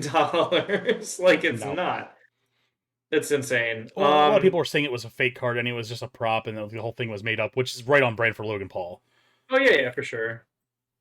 But I thought it was funny because it's like the market gets influenced by these things. Other copies of this card will show up with high ratings and be figured in at 5 or 6 figures now because he has a 7-figure one, right? Mm-hmm. So it's like you can watch these things happen in real time where these people, I like to call it like the Elon Musk effect, where like he can walk into a room and just be like, Dogecoin, am I right? And then it spikes a bit like 1 billion%. Oh, he's absolutely trying to do that too. Yeah, and then all of a sudden it's worth $1 bajillion, and then he goes crazy, and then like he sells it, and then the next day he gets on SNL and he's like, Dogecoin, dumb, am I right? And then like everybody, like the market crashes on it and it's worth a penny. Right. And it's like, wow, dude, I'm glad you made a bunch of millions of dollars just fucking with people's lives, but there was a lot of people who actually stupidly put like their actual personal savings or their mortgage payments into that shit. Yeah. Because they followed you and they thought you were like doing a good thing or whatever. I will say though, like on that Robinhood app, someone signed me up, and when you sign people up, you get like a stock, like a penny stock. Mm-hmm. And whatever penny stock I had, I managed to get up to like $24, sold it in cash, sat on it until this whole Dogecoin thing happened. So I just bought the Dogecoin. It went up to like $600 and I just sold it. I was like, okay. So yeah, absolutely. Well, yeah, it's given you for free. Much well ride the wave. I mean, I have I think I have like 1 year for Christmas. Not Robinhood, but like I think it was Stockpile was doing like a free $5 stock if you signed up. So I signed up and I got $5 in Disney, and now it's worth like 7 or 8, and it just kind of casually pays out 15 cents every quarter for dividends or whatever. Nice. And I haven't done anything with it yet. I've just been letting it sit there because I tend to like just forget that it exists. I'm like, oh yeah, that's right. I have that app on my phone, and I open it, and it's like, here's your Disney stock. It made 15 cents since you last looked at it, and I'm like, Mm-hmm. okay. So maybe like in 20 years, me and you can go out for a drink, and I'll buy you a drink on the back of my Disney dividends. Nice. Or Well, here's the whatever. funny thing though. My coworker, him and I were both talking about like this Dogecoin thing, and I sold when my shit was at when like right before it like kind of peaked. So I didn't make like maximum amount, but I still made a Sure, but you were shit safe ton of with money. it, yeah. He decided that he was going to take half a paycheck for like the next 2 weeks and dump it into Dogecoin, and it did Right. nothing but lose value, and it never recovered. So that's crypto market in a nutshell, and people just not fucking thinking, No, absolutely. like not being That's able to see like the gold rush and the rug pull, and like it's like the pump and dump was there, and Elon Musk getting on SNL and signifying that was telling him and his fucking trader buddies to sell. And I can guarantee you he sold all of his shit right before he went on stage that day. Sure. So, yeah, of course. I'm sorry. Can I ask you about this thing you put in memes? I have a problem. Do I have to have words with you about this? I don't know, Ed boy. Oh my god. Life has many doors, Ed boy. All right. So, are we ready to talk about the big story today? Oh boy. You look like you're ready to. Yeah. All right. So the big story is that Kingdom Hearts Union Dark Road is getting its final chapter. No, I'm kidding. Oh my god. Dude, like, when the video started, everyone's like, yeah, the announcement trailer. I'm like, sweet. And I go watch the announcement trailer, opens up, and I'm like, it was like Dark Road. And I was like, sweet Jesus, at least it's finally over. Like, right. Because it's the finale. The Union thing was what was tying the whole storyline together for like no reason. Is that what I'm... So, okay, so fucking you brought me on to talk about this, so here we go. Let's go down the rabbit hole. We're going to get into a rabbit hole at some point. We might as well start early, okay, so I'm not up at 4 in the fucking morning. You played, yeah, oh my god, City Pop or something. You played Kingdom Hearts is like 1 and 2, right? Of course. Do you have a general understanding of those games? Mm-hmm. So, did you ever play or look into the Birth by Sleep game? Birth by Sleep, I don't know if I played that one or not. Okay, well, so to make a long story short, you've got the Kingdom Hearts games you played, the 1 and 2. And then going into before 3 came out, they made other games. They made side games. You had there's the original Kingdom Hearts, which you played. Mm-hmm. There was Chain of Memories, which I don't know if you played it, but it was basically the story of so you understand it was the story of Roxas. Mm-hmm. It was the story that led to like the creation of the organization and Roxas and everything. And how they were trying to go after Sora and everything, and he killed half the organization in that one. There was also 358/2. Did you play that one? I never finished it, but I did start it. That was the one with Xion, Roxas and Xion, and all them, and the organization's basically side of that story. Mm-hmm. So you had that. You had 2, and then after 2, you had Birth by Sleep and Recoded. So Recoded was literally just like, let's see, you beat 2, right? Did you beat 2? Yes. Remember at the end of 2, they get a letter in a bottle for Sora that says like he's like, I have to go because they need me or whatever, right? Yes. Yeah. That letter comes from Coded. So in Coded, they found the data from Jiminy's journals and they plugged it into a computer device because Chip and Dale are apparently good computer rocket scientists, people, shit, whatever. Mm-hmm. And you basically play through the first game again. You go through all the worlds again. The gameplay mechanics are different, which is neat. You get like in the Hercules arena, you get a turn-based RPG with like Cloud and Hercules as like characters that fight alongside you. It was cool. That's pretty. They did a cool thing with that. At the end of it, you find out the entire purpose of that was that Naminé left a note in Jiminy's journal that was supposed to teach Sora about hurt, so that Sora would empathize with the people from Birth by Sleep, so he would go save them. Okay. Right. So. And Birth by Sleep was the PSP game that was Terra, Aqua, and Ventus? Yes. Okay. Who pretty much all got screwed at the end of the game. Right. At the end of that game, Ventus ends up in a coma, and his heart goes back to Sora, which is why Sora's nobody Roxas looks like Ventus and not Sora. Mm-hmm. And then Aqua got locked in the Realm of Darkness, and Terra had his body taken, by Xehanort, and his spirit was left in like the Keyblade graveyard to just be a thing that was angry, I guess. And then so they all needed help, and the whole point of Recoded was to like get Sora on board with helping them. So at the end of Recoded, Mickey writes the letter and puts it in the bottle and says, "Those people all need your help." And Sora's like, "Okay, I have to go learn the power of waking so I can go help them." And that's what Dream Drop Distance, the 3DS game, was about. Him and Riku training to be complete Keyblade masters, which involved getting a thing called the power of waking, which would let you wake up a sleeping heart, which hopefully would fix Ven. And I think that was the only thing they could fix with that, but whatever. So Dream Drop Distance happens, which I'm guessing you didn't play. I did play, but I didn't like the mechanic of switching back and forth between Riku and Sora. Oh yeah, it was a garbage mechanic. Yeah. I like switching is fine, but the forced switching was awful. Had they Like- just made like a normal Kingdom Hearts game, because it looked great, it looked phenomenal for Yeah. the 3DS, I would have been there for it. But like that switching back and forth between Riku and Sora shit, I was like, I can't Well, it's fucking keep fucking Yeah. track. Well, and it was one thing if like if it was a normal Kingdom Hearts game where they each had a story track and you could switch between when you wanted and play them and stuff, fine. But like in the middle of a boss fight, the game is like your drop timer ran out, force switch, and you're like, what? And then when you force switch back later, it's like the boss fight starts over, and you're like, Right. okay, like that. Yeah, I agree. Dumb mechanic could have been done better. So at the end of that game, you find out, and I mean spoilers for Kingdom Hearts for everything up to this point, but who cares? Whatever. At the end of Dream Drop Distance, you find out that they wanted to take Sora's body to make him the 13th member of the new organization they're making, and they fail. Axel shows up as, I mean, he's Lee, but everyone still calls him Axel, so it doesn't matter. You can call him whatever you want. Mm-hmm.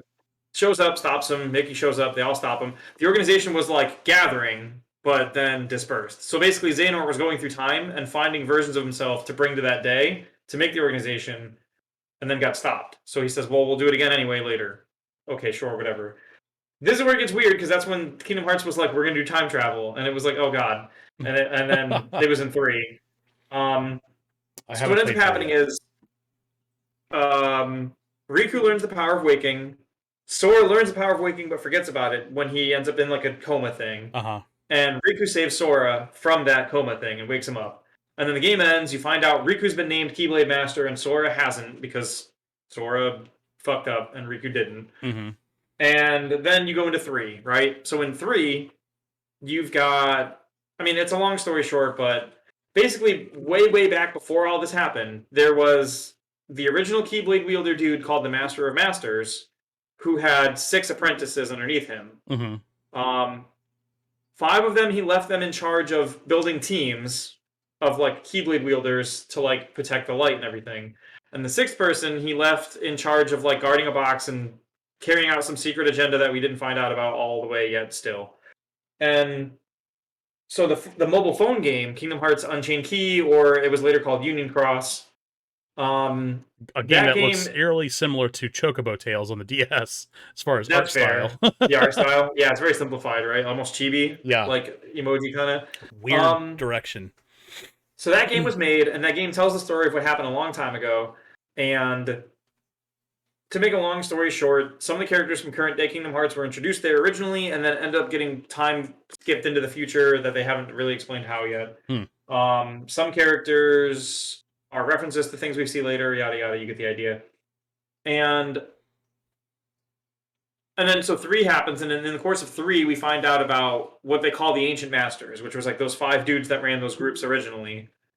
And a dude named Lushu, who was the 6th guy, he was the apprentice of the Master of Masters. It turns out there was a traitor in that group, and then there was a war. That was the Keyblade War that they always talk about. Remember, they talk about the Great Keyblade War and everything. Yeah, and we saw all the Keyblades in the graveyard. In the graveyard, yeah. Yeah, so that was that. That was the Keyblade War. It was sparked by those groups fighting each other. That happens. Fast forward, we find out that the apprentice has been using a technique passed down to take your heart out and put your heart in another person's body, and continue on that way. And that's what Xehanort did with Terra in Birth by Sleep. He took his heart out and became Terra, and then that's what caused that whole thing. You find out that one of the members of the organization, do you remember Zigbar with the guns? He actually was the apprentice Lushu. Okay. He took Zigbar's body in Birth by Sleep. And he's been taking bodies and running down the line. So it's the original Lushu all the way back to the ancient times or whatever. Wow.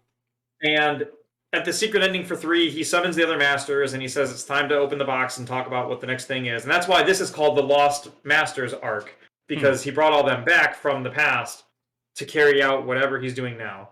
Cool. I'm gonna call and now it that the missing Xehanort's shoe dealt arc. with. Yeah, that's valid. Dude, it was such a weird decision to have him shoeless. I don't get why. I don't get what that was. Well, dude, I could, yeah, I don't know. Like, I don't know either. It was a really weird decision, but okay, I guess he's shoeless. And Charlotte here made him sleep on the couch for a week. She's like, "You've been out for 7 days," and he was on a couch. Like, you didn't give the dude a bed or anything. I don't know. That's unhospitable. But so long story short, 3 ended. Xehanort was dealt with, and now the current game going forward is dealing with presumably the Master of Masters and his apprentice Luciu and the original Masters. 3 ended with a cliffhanger where Kairi got killed by Xehanort. Then they beat Xehanort, and everything was fine except Kairi was still missing. Mm-hmm. And then Sora was like, "I'm gonna go find her," and he was gonna use the power of waking to find her, which you're not supposed to do. Because it's not made for that. It's made for like waking up people who are dreaming, not tracking down people and bringing them back from death or whatever. Okay. And he was like, "Fuck it, I'll do it anyway." So you get the DLC for 3 called Remind, which sort of explained what he did. He went and found all the parts of her that were scattered and put her back together. And then he had like a day with her and hung out with her. And then at the end of that, he disappears. Because in the original ending for 3, he leaves to go find Kairi. And then you have like this scene of everyone playing on the beach and having a good time. And Kairi's there sitting on a tree with Sora. And then Sora just vanishes.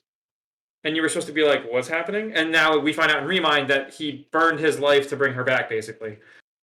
And then they made Melody of Memory, which was the Switch game, which was basically just a recap of all the other games, like by playing the music of those games.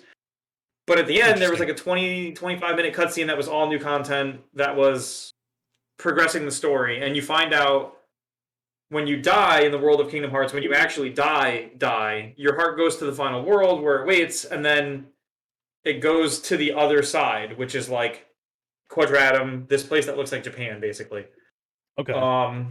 And so what happened is the girl in your screenshot here, her name is Strelitzia. She's from the back that mobile game. She died back then. She was supposed to be one of the masters. Yeah, exactly. She was supposed to be one of the masters, and she died. But now she's here, right? So she's still a player in the game, obviously. So this world is similar to like a purgatory. Yeah, it feels like a purgatory thing, which a lot of people were saying that's another reason why it feels like the art was purposely like generic and bland, is because it's supposed to be like a world without magic and cool things happening, because it's kind of hell for people. So long story short, at the end of the Melody Memories game, Riku comes through a portal to this world. Sora's already here. Riku comes through, and Strelitzia is here from way back when. And we already saw a taste of this world in Kingdom Hearts 3. Yes, at the end of Kingdom Hearts 3, there was a couple of secret trailers that you could get. You know, those like we're teasing the next game kind of things. Where you ended up in this place on a rooftop fighting a dude named Yozora. And you can win or lose that fight, and it's a crazy hard fight, by the way.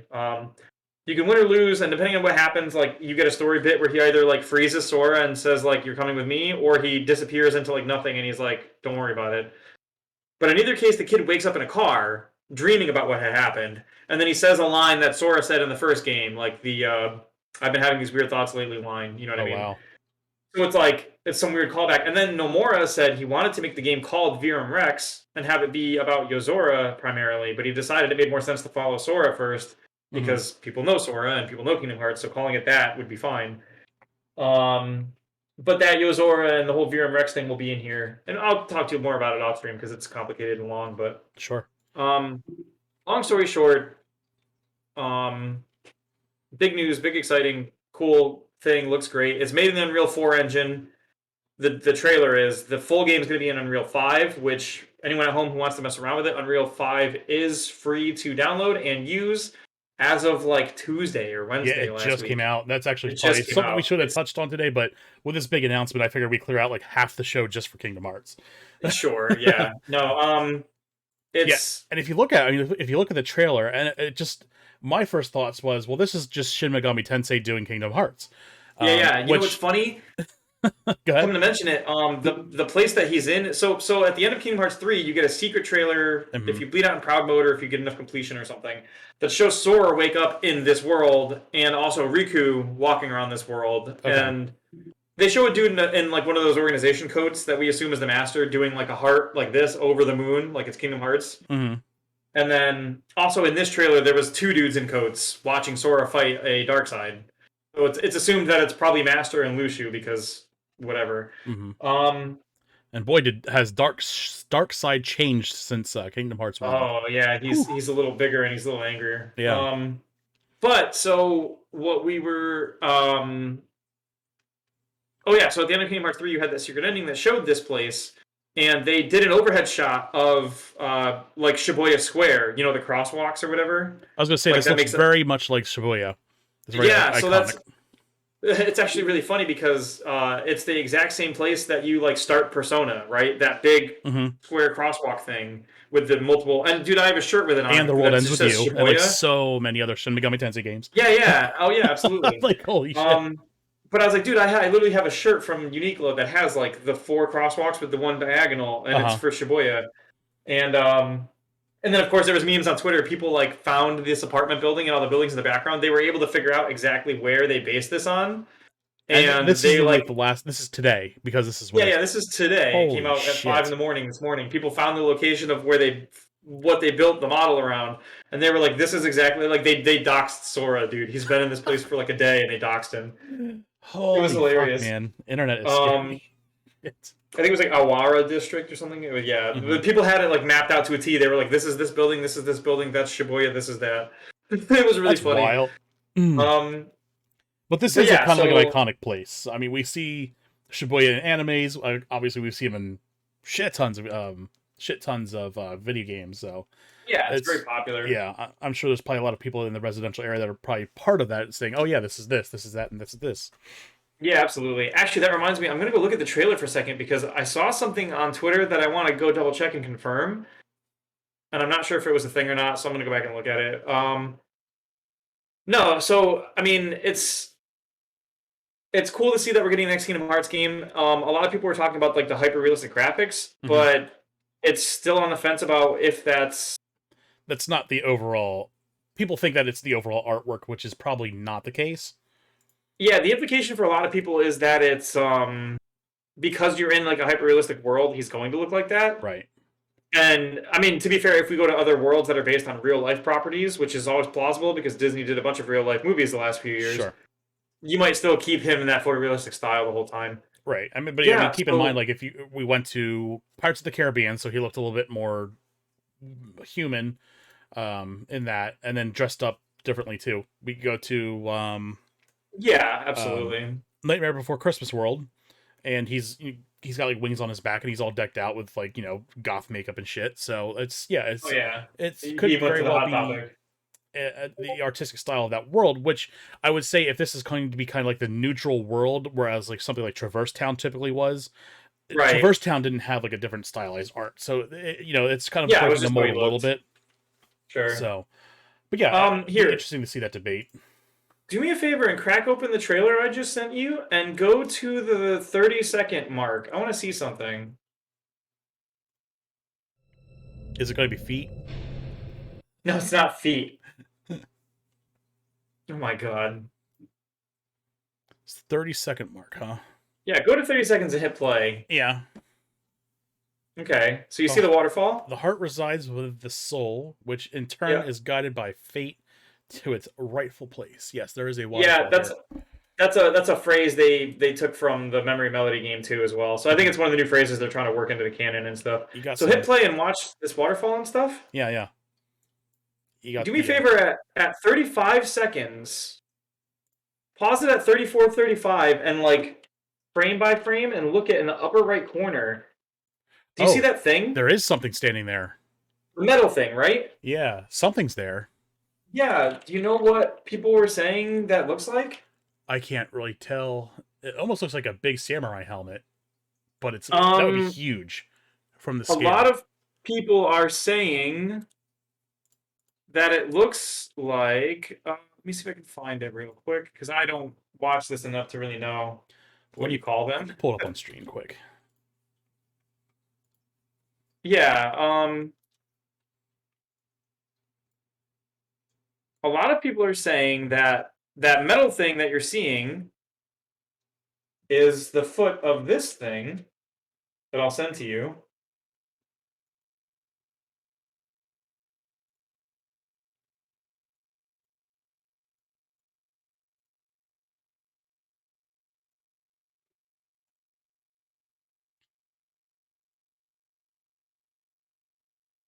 I'll send you the tweet if you want to bring that up on stream and show everybody. It's Okay. 2 pictures side by side of what people assumed the art is supposed to be for that area. And I'm not gonna lie, just looking at the 2 pictures side by side, it's a pretty hard argument that I could see what they're doing. All right, so we're gonna go to 30 seconds in to the trailer. Mm-hmm. About 34 seconds in. So yeah, there's 2 things happening. At 30 seconds, you're getting a shot of like a waterfall in like a forest area, which wouldn't be in Shibuya, right? It must be something else, Right. because that isn't Shibuya. That isn't, you know, the city of skyscrapers or whatever Yeah, in the top Quadratum. right corner it looks like kind of like a bowl shape with 2 vertical things and like a dark thing in the center. So people watching at home, and you're Look at sending another link. yeah. Here. I sent you 2 pictures. I sent you a picture of the thing that apparently people think it is, Oh, and then that boy. second thing is a pretty, in my opinion, a pretty solid argument for what that's supposed to be, right down to the waterfall, even actually. All right. Is this what I think it is? This is nuts. That is what it looks like, isn't it? 100%. Okay, just checking. So we have concept art of Endor from Star Wars, and that looks like a feat of an AT-ST. I know it's not the AT-AT, it's smaller, yeah. Yeah. The little ones they ran around with on Endor, yeah. Let me bring up the foot image. Wow, dude, they Easter egg that. And that's what I was going to say. I was like, I hope you have Easter eggs for this, because I sure as shit didn't see any. And I'm glad you came through. Oh, Yep. man. All right, so let's pull that there. Let's add the imagery real quick.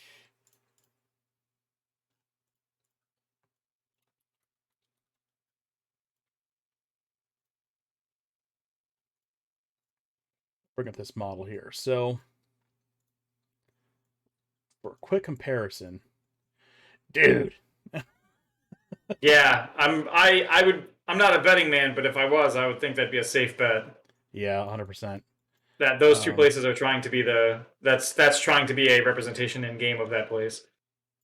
Or that for that, yeah. That to me is definitely what that is. Yeah, so okay, so side by side, just trying to scale this up a little bit so we can. Mm-hmm. That is absolutely what that is. Wow. Yeah. Yeah, even the grooving lines up. Even the little grooves, the little metal piece in the center, and then in the top of that, there's another centerpiece. Yeah. That's 1,000,000% what that is. Holy which makes that planet shit. Endor, which means that this is episode 6. And you know, a lot of people were saying, of all the other properties Disney has to like shoehorn into Kingdom Hearts, you literally already have light side, dark side in this game, and in this property in Star Wars. Like, if any property slides into Kingdom Hearts out of that roster, it's Star Wars, right? Because it already has that. All right, let me scale this up a little bit. I just want to try and get like a side by side. Oh yeah. Scale it here. Yeah. But it looks like the shape of it, there's like, it's got the round shape, it's got the little notch edges coming off the sides, it's got the middle piece that's a third of the bar thick, and then it has the little notch on top. It's a beat for beat exact drawing of that thing. Yeah, dude, that's it. That's literally it. Holy shit. So go check out the tweet that I sent you, and you can pull that up. The side-by-side comparison of Endor, that I've seen. Yeah. Yeah. Oh, okay, yeah. Well, that also looks absolutely look like it's a 1-for-1. Yeah. Which, I mean, this foot alone is confirmation that that's what that is, but seeing the two together is like a double. Oh wow. Um, Man. That's it, yeah, dude. wild, right? Yeah, I would say Star Wars all but confirmed, right? Yeah, 100%. To be in it. Which, I mean, it makes the most sense because let's face it, Disney bought Star Wars at kind of at the end of its life cycle, and they got to make money on this. So Absolutely. and like I said, thematically, this is one of those of all the franchises they could put into it, this is the one that feels like it slides in the easiest. right. Um, Another thing people were saying is if you watch in the Kingdom Hearts trailer at around a minute and 40, Mm-hmm. there's a scene where like the Darkseid's picking up a car, and then everyone starts running away from Darkseid. And as they're running away, Sora goes running in the opposite direction, up towards the thing to fight it. And then there's a shot where they show him, the camera's in front of his face, and he's running at the camera, and then he like goes to draw his like keyblade, and it shifts perspective. The running in shot and then the shot of him running from the front both feel very much like a Marvel movie style shot, like they did with Iron Man. Oh, 100%. And people were saying, obviously that doesn't confirm anything, but that it feels like they took that direction because they might be doing Cinematic. Well, I mean, cinematic Marvel stuff too. this is the time to use that stuff. So I mean, Yeah. it's not Kingdom Hearts 5 years from now. It's now. Like this is the time to do it. I'm actually surprised they didn't really use a lot of it for Kingdom Hearts 3, but I don't know if they owned Marvel at that point. I'm also not sure what dev cycles look like on how fast they can put out content, because Kingdom Hearts 3 also didn't use things like Moana, which had been around for a couple years when it came out. So I almost wonder if like the dev cycle needs a couple years to make a world, and they can't start it too close to like the launch of a movie. Sure. But at this point, yeah, it's been long enough. We might get a Moana, we might get Star Wars, we might get Marvel stuff, you might see those extraneous Disney purchases pay off now in this. Sure. And like I said, like now's the time to strike with that, because that's what else are they going to do? They're going to wait 6, 7, 8 years from now, 10 years from now to use those properties. It's like Marvel's peaked. Yeah. And this is the time to run, get your money's worth out of those properties. So, but that's cool to see. And then obviously we talked about off stream at the end. They have the little bit with like Donald and Goofy bump into what appears to be Hades. Which actually makes sense because Kingdom Hearts 2. No, he was in 3. You start in Olympus Coliseum in 3, and he's the villain. Okay. Huh. But it's nothing to write home about. I mean, he summons the Titans. You beat the Titans. He gets mad about it. Basic /game. Opener yeah.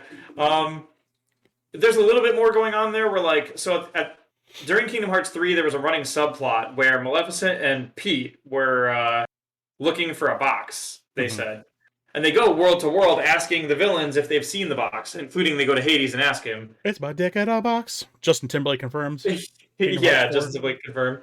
Well, what's funny about it is, like, a bunch of the worlds they went to had something like that. So, like, when they went to Olympus Coliseum and they asked Hades about the box, I believe he mentioned Pandora's box, because that's in the same mythology. And he's like, maybe you're looking for Pandora's box. And then they were like, we don't know. And then that became like a little bit of a thing for a minute.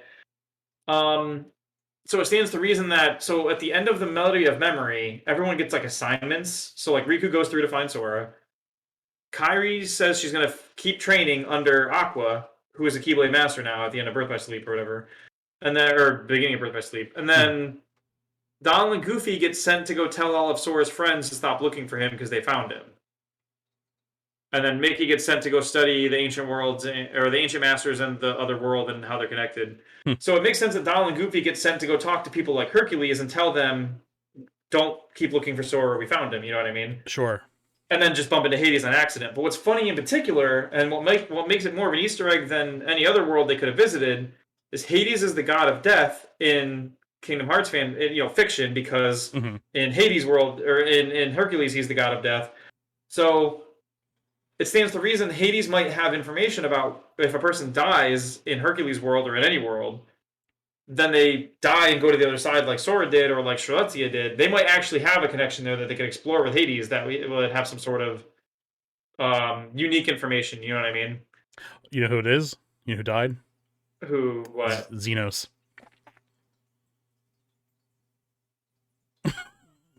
What is happening? Final What? Fantasy 14. Oh my god! I swear to God. Oh boy, he just shows up in here. Yeah. Xenos Yay Galvus. Confirmed for Xenos Kingdom Galvus. Hearts. Yeah, but so like the crazy thing though is that a lot of people think that they picked specifically them talking to Hades or finding Hades as like a drop that there's going to be some sort of plot driven thing where because they and it's weird because they outright like Kingdom Hearts usually never goes into like death per se, but at the end of Melody of Memory they straight up were like, yeah, Sora died, and when you die, this is where you go. And everyone was like, "Oh, whoa!" Like, Right. and the best part, dude, is it's delivered by the fairy godmother. She shows up and grabs Riku and Kairi, and she's like, "Let's go to the final world." And they go to the final world, and like, "Where are we?" And she's like, "This is where you go when death takes you." And everyone's like, "Yo, lady, like, can you calm down?" Holy shit! Well, I would play Kingdom Hearts 3 if Amazon sent me the right goddamn game. Oh my god, that's right. They keep sending you NHL, right? Yeah. I gave up Don't on you it. have 2 copies of that now? I sent it back. I sent it all back. What I should have done, because I got them for $10, is went to Best Buy and traded them in for store value at $30. Oh my god, yeah. And then bought The Kingdom stupid- Hearts. The Cyberpunk thing. That's fantastic. Yeah. Oh, you don't have Kingdom Hearts 3? I might have it digital. I'll have to go look at my Okay. bottomless catalog of games. It's like worst case, I'll send it to you. I have 2 copies physical for some reason. Nice. That's cool. I think my PlayStation came with it, but I also had a collector's edition coming because I wanted the stuff in there. Sure. So I think I ended up with double of everything. Very cool. So Yeah. let's talk about. Okay, so Union Dark Road is like this Union Cross thing coming to an end. Oh, so Union Cross did come to an end, but then they made another game that was part of the same app. Like when you download it, it's one app, but you have an option to play which one. Okay. And Dark Road talks about Master Xehanort, who was like the villain through all of Kingdom Hearts so far, and then got defeated in 3. Mhm. It talks about him and Master Ericus, who was his friend, and when they were Keyblade wielders before he went evil. So Dark Road is like the two of them and the other people that were with them all going out and visiting worlds and doing things, Kingdom Hearts shit, basically. Way back before he was evil or anything. Right. And that story is going to conclude with Ericus and with Xehanort being like, I have to go do my thing, and Ericus being like, I have to stop you, and they're gonna fight, and then Xehanort will leave and then go become the villain of the main franchise after. So they're just wrapping up that story. It's basically his backstory. Gotcha. And then you have Kingdom Hearts Missing Link. Yeah, so Missing Link is interesting because it doesn't quite give us a lot of information about when it takes place. So you have a character shown in that trailer named Brain. He's the guy in the black hat with the feather in it. Yeah. He's from the original group of 5, not the original group of 5, but he's from the same group of people that Strelitzia is from, the replacement leaders of those groups after the war. Okay. So it must be around that time then if he's there. So it makes me think it's going to be tied to that. However, in the combat for the game, it's a mobile game, by the way. I'm sure you saw like they turn the screen and it's going to be a mobile game. Could have been a Switch game, but yeah, I don't get why they do that stuff. Like, just make it a Switch game. But I digress. Yeah. You've got the character seems to be like pulling up almost like Smash style trophies of characters from Kingdom Hearts, like little like and then they become amiibos attacks or something. Right. Yeah, and they become the attacks that he's using. So it almost feels like a Chain of Memories kind of mechanic, but not really. Yeah. Well, so the thing is, in the original, in Unchained Key and Cross and everything, you had a thing called the Book of... Ooh, what was it called? Basically, all 5 leaders of the groups were given a book that told the future, all the way to the Keyblade War, right? And you, as the player, were like using those books to go to the worlds that would exist in Kingdom Hearts time and go on adventures with those people, but they hadn't existed yet. So you were kind of like simulating in the future through these books. This could be another thing like that, where the game takes place before the events of current Kingdom Hearts, but you have references to all the characters from then because the books allow you to understand what's going to happen in the future. that was kind of what made the drama for that game exist, was that there was supposed to be a traitor, and the traitor was listed in the book, but the book was the page that listed the traitor was torn out, and no one knew who did it. And that's part of what caused that whole suspicion between everybody of who the traitor was, is because the book was supposed to tell you, and the traitor had made sure that the book couldn't tell you or whatever. But that all got resolved, and that's a whole other thing. So this game looks like it's probably around that time. The world that it seems to mostly take place in that they show us is Scala ad Caelum, which is the last world you go to in 3, and it's the world where Keyblade wielders were trained. Okay. So, like, way back when, you had a world called Daybreak Town, and it seems like that town eventually became what is now called Scala ad Caelum, which is where the Keyblade wielders just train and live and everything. So it's going to take place in the same world as that, but we don't know if that means anything in particular. Mickey was also sent to start studying the other worlds in Kingdom Hearts Melody of Memory in Scala ad Caelum. So that world's probably going to have some big connection to everything. It'll be a hub, probably. Daybreak Town sounds like it would almost be like a counterpart world to Twilight Town or something like that. Yeah, because Daybreak Town is where like it all started. So I think it's supposed to be like the beginning of it. But you can see, like, if you look at Daybreak Town and you look at Scala ad Caelum, you can tell that they're like the same eventually down the road town. Yeah, it's tough because like that game that they're doing the finale for, it's basically once that game's over, it's over. They're not going to keep it running. That's that game that I love/hate because of all the microtransactions and garbage that they do in it. They do a lot of FOMO, and it's like key parts of the story that you like really need to do to bridge the gap of a lot of stuff. Well, it's like a lot of the content hard locks you. It's like, oh, you know, fight this monster, and you can't kill it unless you have one of the newest medals, because the newest medals have like a special ability that specifically kills the thing, and you're like, okay, so I have to roll for the new medals, is what you're saying. And they're like, yeah. And it sucks because you can get like the cool, super hard to get, awesome medal, and it's good for like a month, and then it's not the best medal anymore, and it feels really bad to like get these crazy rare medals, and then they're like, dude, that's awesome, and then it's like outdated by the next wave. The shittiest, like, okay, shittiest kind of power creep you could have in a game. The worst kind of power creep, dude. Like, just make it a $30 or $40 game, slap it on the Switch. Like, why can't you? Yeah, dude. If it was like, if it just had a price and was good to go, yeah, absolutely. But like the weekly thing, they give you a deal every week for $15 where you get like 3,000 gems, which is a free roll, and then a bunch of other stuff. And they were heavily incentivized to buy that weekly pack because there was all kinds of missions that give you like in-game items, materials, currencies, all these different things, and they were locked behind what were called VIP quests. And the only way to do those quests every week was to have paid for that week. They would open for 1 week when you bought them. $15 a week.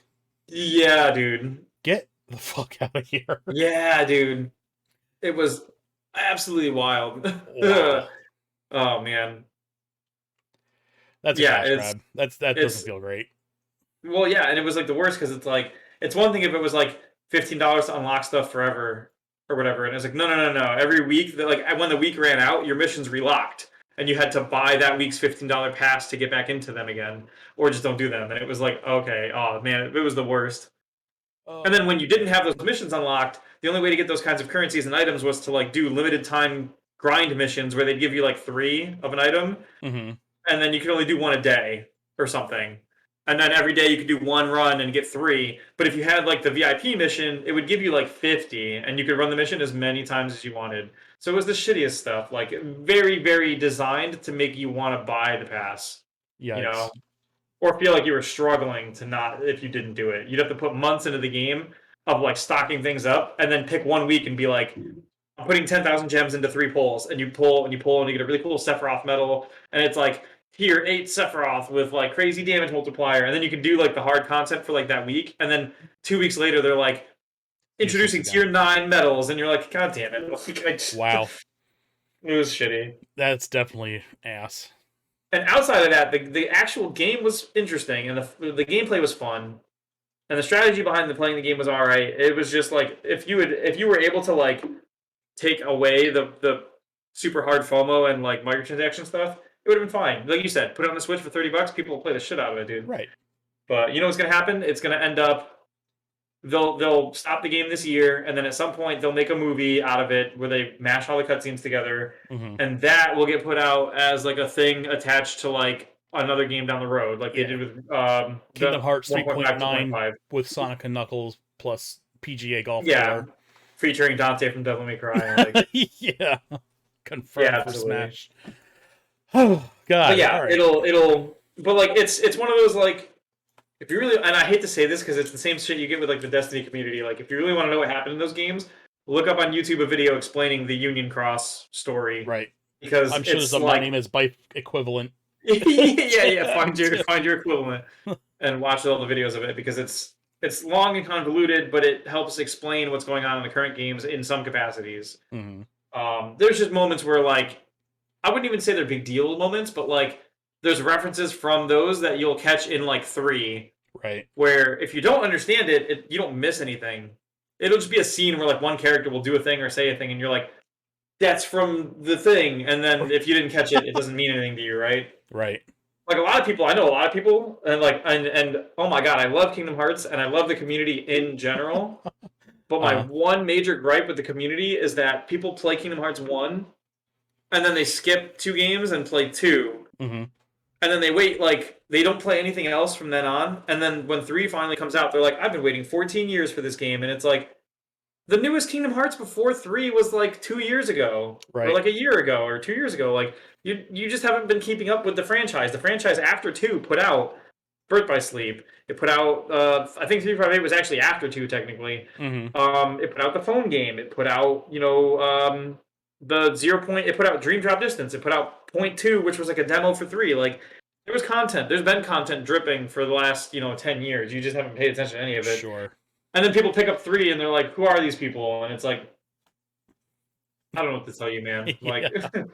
Well, I you mean, you you the you watch the expectations. Avengers movie and then you jump to Endgame and you were like, "Fuck is the Black Panther?" It's like, Right. okay, that's not my problem. Right. Like, Well, I mean, there is that to be said. yeah, That like, the expectation to have to follow spin-off games through different systems that are portable, and especially when you're like myself, who was a poor college kid at the time, it's you're very right. hard to do. Um, Yeah, see, I give you that up until they made it all on PlayStation 4 together. And then I was sure. like, or PS3, when they put all the things on PS3 together, and it was like, Mhm. okay, now you don't really have a reason. Like, I Right. mean, at times a reason, of course, but like, Yeah. That's kind of where 'cause I'm with it. But I can't just be like, hey, dude, the Kingdom Hearts All-in-One collection's on PS4 and on the Epic Game Store, and it's like so much price. Now that it's all in one place, why don't you play it? And it's like, I don't know, because it's a year's worth of video games to play. yeah, yeah, Like, pretty much. so yeah, I get that for sure. It was just like it was annoying to watch people act like they didn't even exist and just be like, I've been waiting 10 years for this game, and it's like, Right. why didn't you play Dream Drop Distance? And they're like, never heard of it, and you're like, okay, but then you weren't really following Kingdom Hearts. You just bought a PlayStation every time it came out, and were looking for Kingdom Hearts every time. Right. Like, so I don't know, but yeah, they do nice recaps and stuff too. 3 had a recap that helped explain everything along the way. Melody of Memory, by the way, if you don't want to play the other games, Melody of Memory is a great way to recap all the stories, and it's like Hmm. music game, so it's not even like it's hard. You don't have to worry about difficulty really, Right. Right. getting stuck or anything. I recommend Melody of Memory. It's really cool. I have it. I like that. It's still in plastic, like I do. That's fair. I mean, like if you ever want to catch up on Kingdom Hearts for 4 and you don't want to play the other games, play Melody of Memory. You'll Sure. get pretty much everything you need. Fair. And then 3, obviously, because you have to play 3. But Nice. yeah, stream 3 sometime. There's the thing. Do that. There you go. That's kind of one of those games where I actually kind of want to go back and play from scratch and like show my daughter and see if she wants to get That's into it fair. too. Yeah. Yeah, that's kind of what I'm looking forward to doing there. So, all right, well, I think Absolutely. that's kind of wraps up our talk with Kingdom Hearts tonight. Obviously, I mean, we're both excited for it.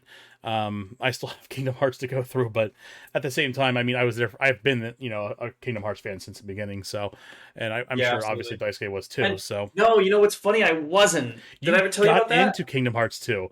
You're I got complaining into about the thing 2. you are. Yeah, You're like, yeah. who are all these I people? Well, because I came into 2 not having played 1, and I knew that I was going to be confused, and I Right. wasn't like complaining about like how I've been waiting or anything.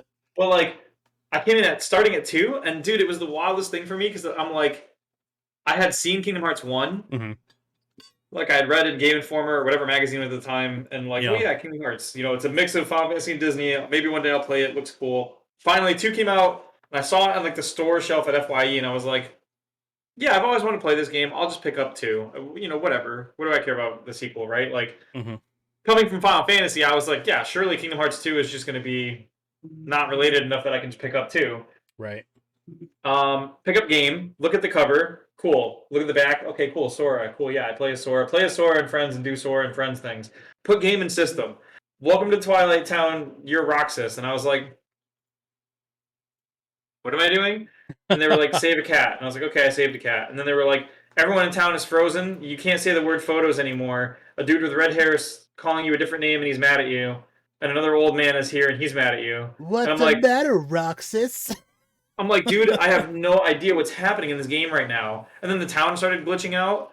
And I'm like, well, am I on drugs? What is happening in this game? And then they were like, I fought Axel and then I like found Sora in the basement of a mansion and was like, guess my vacation's over. And then I was playing as Sora. Yeah, I was like, the fuck is happening? Like, I think that was a general consensus with most Kingdom Hearts fans at the time when we started playing 2. We're like, who the fuck is this guy and why are we here? Yeah. And yeah, it was pretty wild. No one expected to turns start as out- Roxas.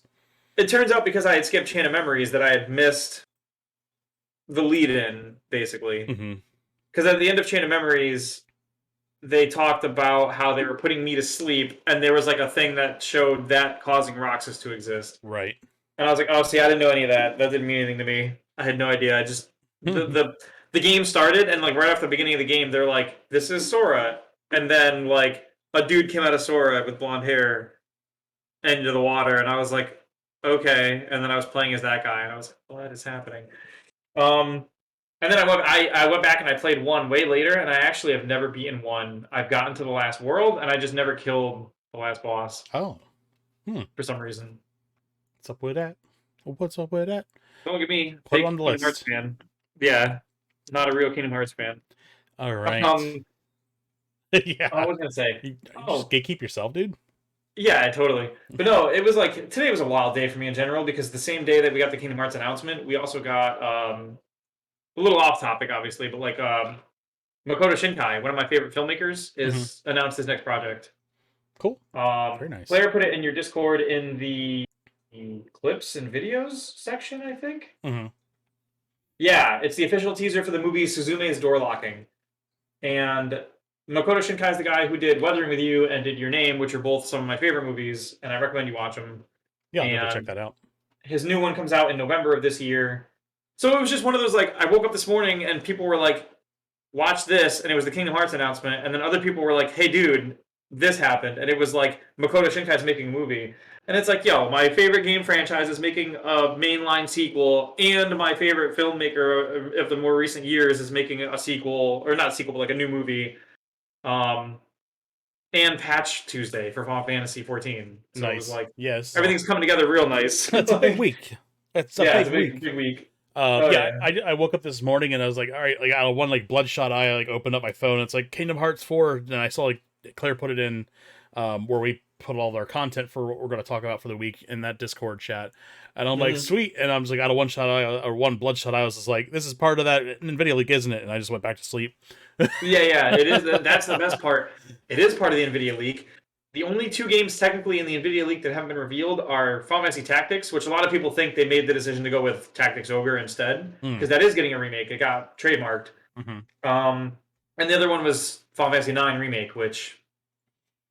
Yeah. Let's fucking go! Like, right. Yeah, I'm there for it. So I'm excited. Yeah, we're looking down the barrel of a lot of potentially good game remakes. I hope they don't take the approach of what they did with Final Fantasy VII's remake, and I hope this is just like a true ground up remake and retelling of Final Fantasy IX. I'd be all about that. I think, I feel like because they're doing that show tie-in, I don't think they're going to deviate very far from the main game because... They better not. Well, because like I think if you're going to do that deviation, you do it in the show, right? Because the show can get away with it because it's a show. But if you're going to make a show and make a game, are you really going to write like a brand new or like a deviated story for the game and the show and have them like... You don't want them to tell the same story is what I'm getting at. Like, why would... A lot of people won't watch the show if it's literally just the game again.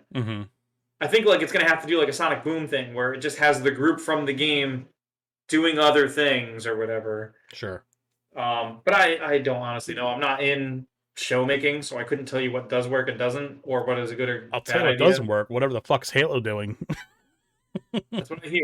I mean, I personally enjoy it, but I will say that they're going off canon, and Way off canon, from what I hear. yeah, they're going pretty far off canon because so like the Halo show takes place before Reach, right? So it's Yes. earlier than anything else we have going on right now. Mm-hmm. And like, I mean, spoilers for a show that I don't care. Spoilers, I guess, for a show. There's a human with the Covenant Hmm. who's working with them. She was rescued by the Covenant. How far did you get through like Halo 4 and 5 and all that? Did you play any of like 4? I played the first level of 4. I was like, no, I'm good. Okay, so long story short, in Halo 4, we find out that John, 117, Master Chief, Mm-hmm. he's not just a person, but he's like a type of person who's special in terms of he can like interact with Forerunner technology in a way no one else can. There's specific people who are like given like this genetic Like a genetic better marker. than you thing, Uh-huh. yeah, whatever. That makes you like better, like a better type of human than the regular humans. Which don't even get me started on like the weird Aryan race shit that brings up. But Eugenics and like, shit. yeah, like, but that aside, I guess. Um, so he's one of them. In the Halo show, the girl's also one, and the Covenant Hmm. got their hands on her. And we haven't really seen how it plays out yet, but it feels like she's like a competitor to the Master Chief. Yeah, I mean, the way you're describing it, I'm already saying, well, it sounds very adversarial. Yeah, like I'm sure they're gonna end up competing in the end of it or whatever. Um,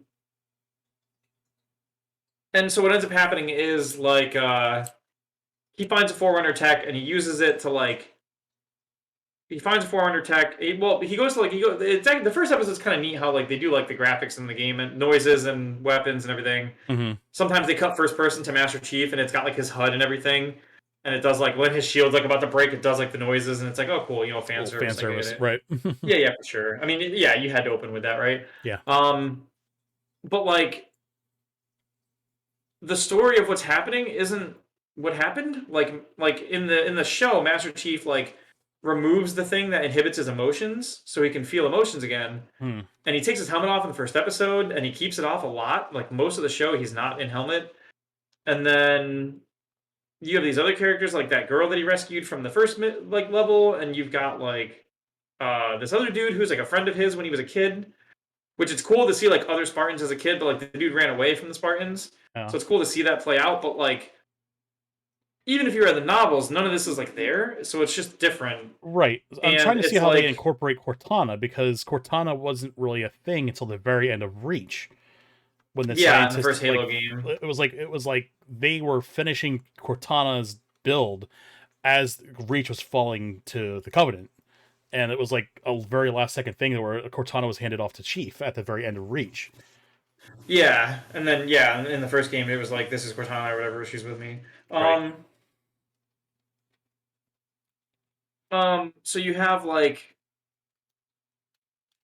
like how do you you have this like there's this whole story they're trying to do where like he's having memories of when he was a kid, and that there's the artifact has a second part and it's important to find it, and it's like you're setting up a bunch of things that couldn't have happened going into the Halo games, like, or I don't know how you would make them fly in, but they said themselves they were like, we're not doing it canon, we're just having fun with it, and it's like, okay, I can respect you guys having fun with it, but at that point it almost just feels like a YouTube fan fiction-y kind of thing, Mm-hmm. which is cool in its own right, but like I don't know. It just feels like if you were going to make a show about a big property like Halo, you would make it canon or applicable. Sure. I don't know. It just feels weird to do it that way. I will say overall, if you sit back and watch it without having like comparing it to other Halo content or like being canon, it's fine. But the problem is that's the same thing you could say for like Dragon Ball Evolution, where it's like if you've never seen a Dragon Ball show, Dragon Ball Evolution seems fine. Right. But having come from the Dragon Ball fandom, it's really not good. Like, especially when everyone knows you start with Dragon Ball GT before any of the other shows.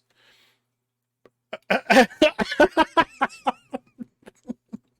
will leave this podcast. I'll hang it up. No, no. You don't do that.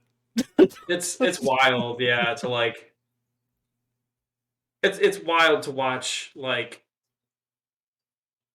I don't know. I mean, I'm not one to like be like play it safe because I don't want people to just play it safe. But like, there's a difference between playing it safe and like meeting the expectations of people, right? Sure. Like for example, Kingdom Hearts. We got this trailer today for Kingdom Hearts, and they put in the character Shalezia because they were trying to be like, "Hey, look, she's here." They put in that little Easter egg for Star Wars. They put in some footage of him fighting a dark side and whatever, like the Mickey and Goofy at the end, or Donald and Goofy at the end. Like, imagine if they were like a Kingdom Hearts 4 trailer, and it was all about Virum Rex and Yozora, and like it was that dude in the car. Like, how would you feel if I was like, dude, check this out, trailer? And I played you the trailer, and it was like a guy in a car who looks like Riku, but not really. And they're driving around, and they're doing things, and he's in Shibuya in Japan. You wouldn't even know what game it was, and then at the end, the title comes up, and it's like Virum Rex, and you're like, what is this? Is this like a new IP from Square Enix? And I'm like, no, dude, it's Kingdom Hearts. It's like the new Kingdom Hearts game. And you're like, what am I looking at? Even though it could be the exact same game on paper to play, you would not have any tie to that game because the brand and what they showed you was not what you expected for Kingdom Hearts. You know what I mean? So we're going to obviously dive into more of who this Virum Rex person is that was showcased in 3 as like an anime figurine that kind of came to life. But so do you remember, you know how, so in 3 you had the Toy Story world, right? Yes. And when you first go to the Toy Story world, what happens is it plays a cutscene. It's a commercial for a game called Virum Rex, where you have this dude with a red and a blue eye who looks sort of like Riku, and you have 3 other people with him, and they're trying to save like a girl who's in distress from like these robot monster aliens, whatever, I don't know. And that whole thing is happening, and then it kind of just pulls out of like a TV screen, and it turns out it was the toys in Toy Story watching a commercial for a game called Virum Rex. And it was actually really funny because when people were first playing Kingdom Hearts 3, a lot of people were like, holy shit, they really went hard on this Virum Rex commercial for this random, like it's a throwaway, right? Like a fake narrative inside of a fake narrative of my game is like, why did we do this? And then of course, when you get to the end of the game, if you open the secret ending, you fight Yozora as Sora, and you're like, oh, it's an actual place I can go to, and there's an actual dude who like is a story thing.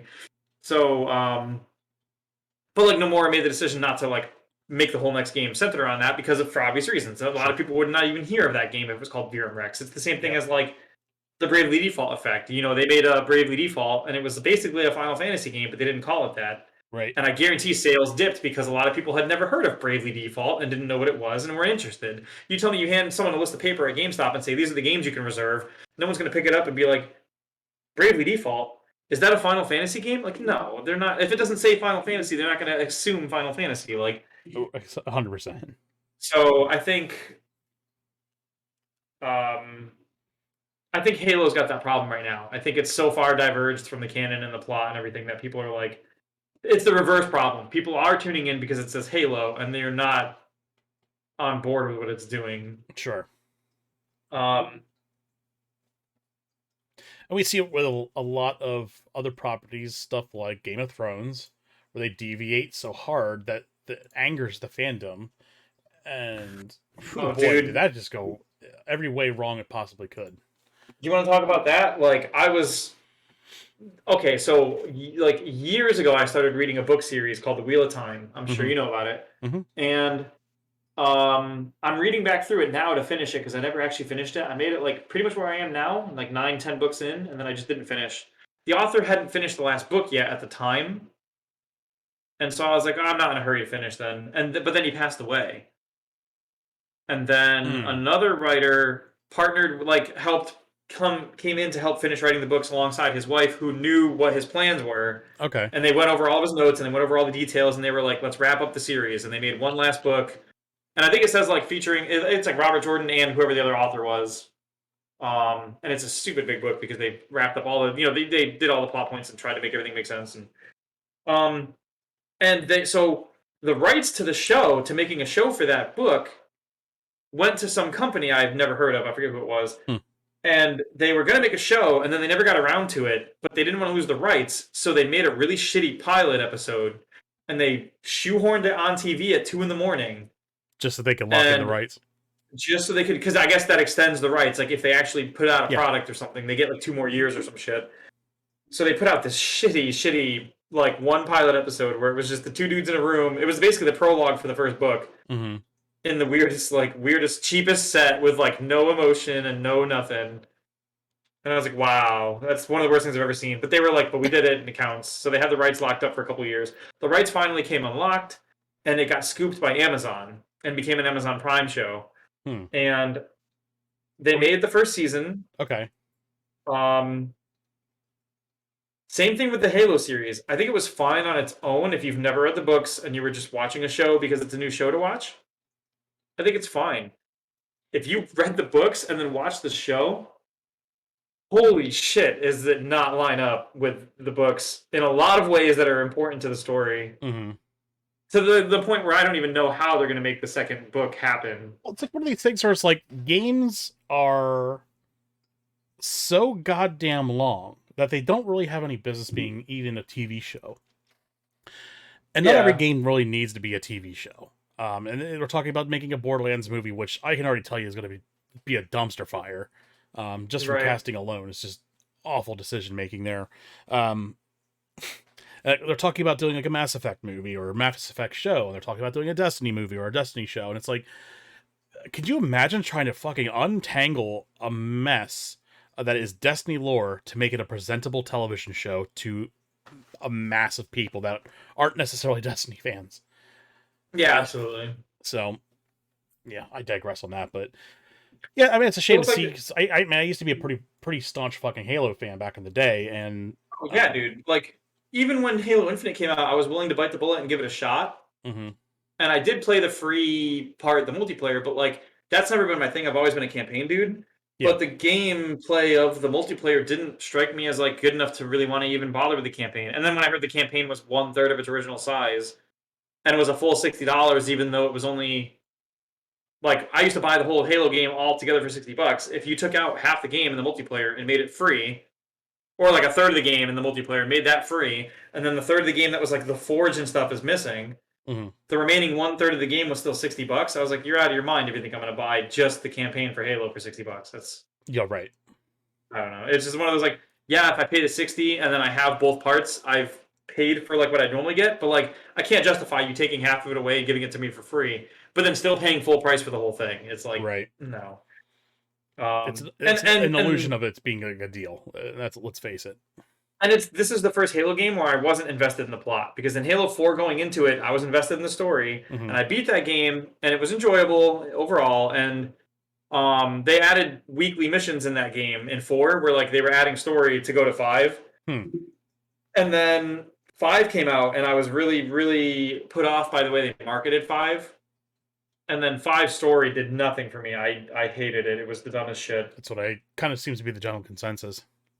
So, well, because like, so you played the original trilogy, I assume, and like Reach and everything. Yeah.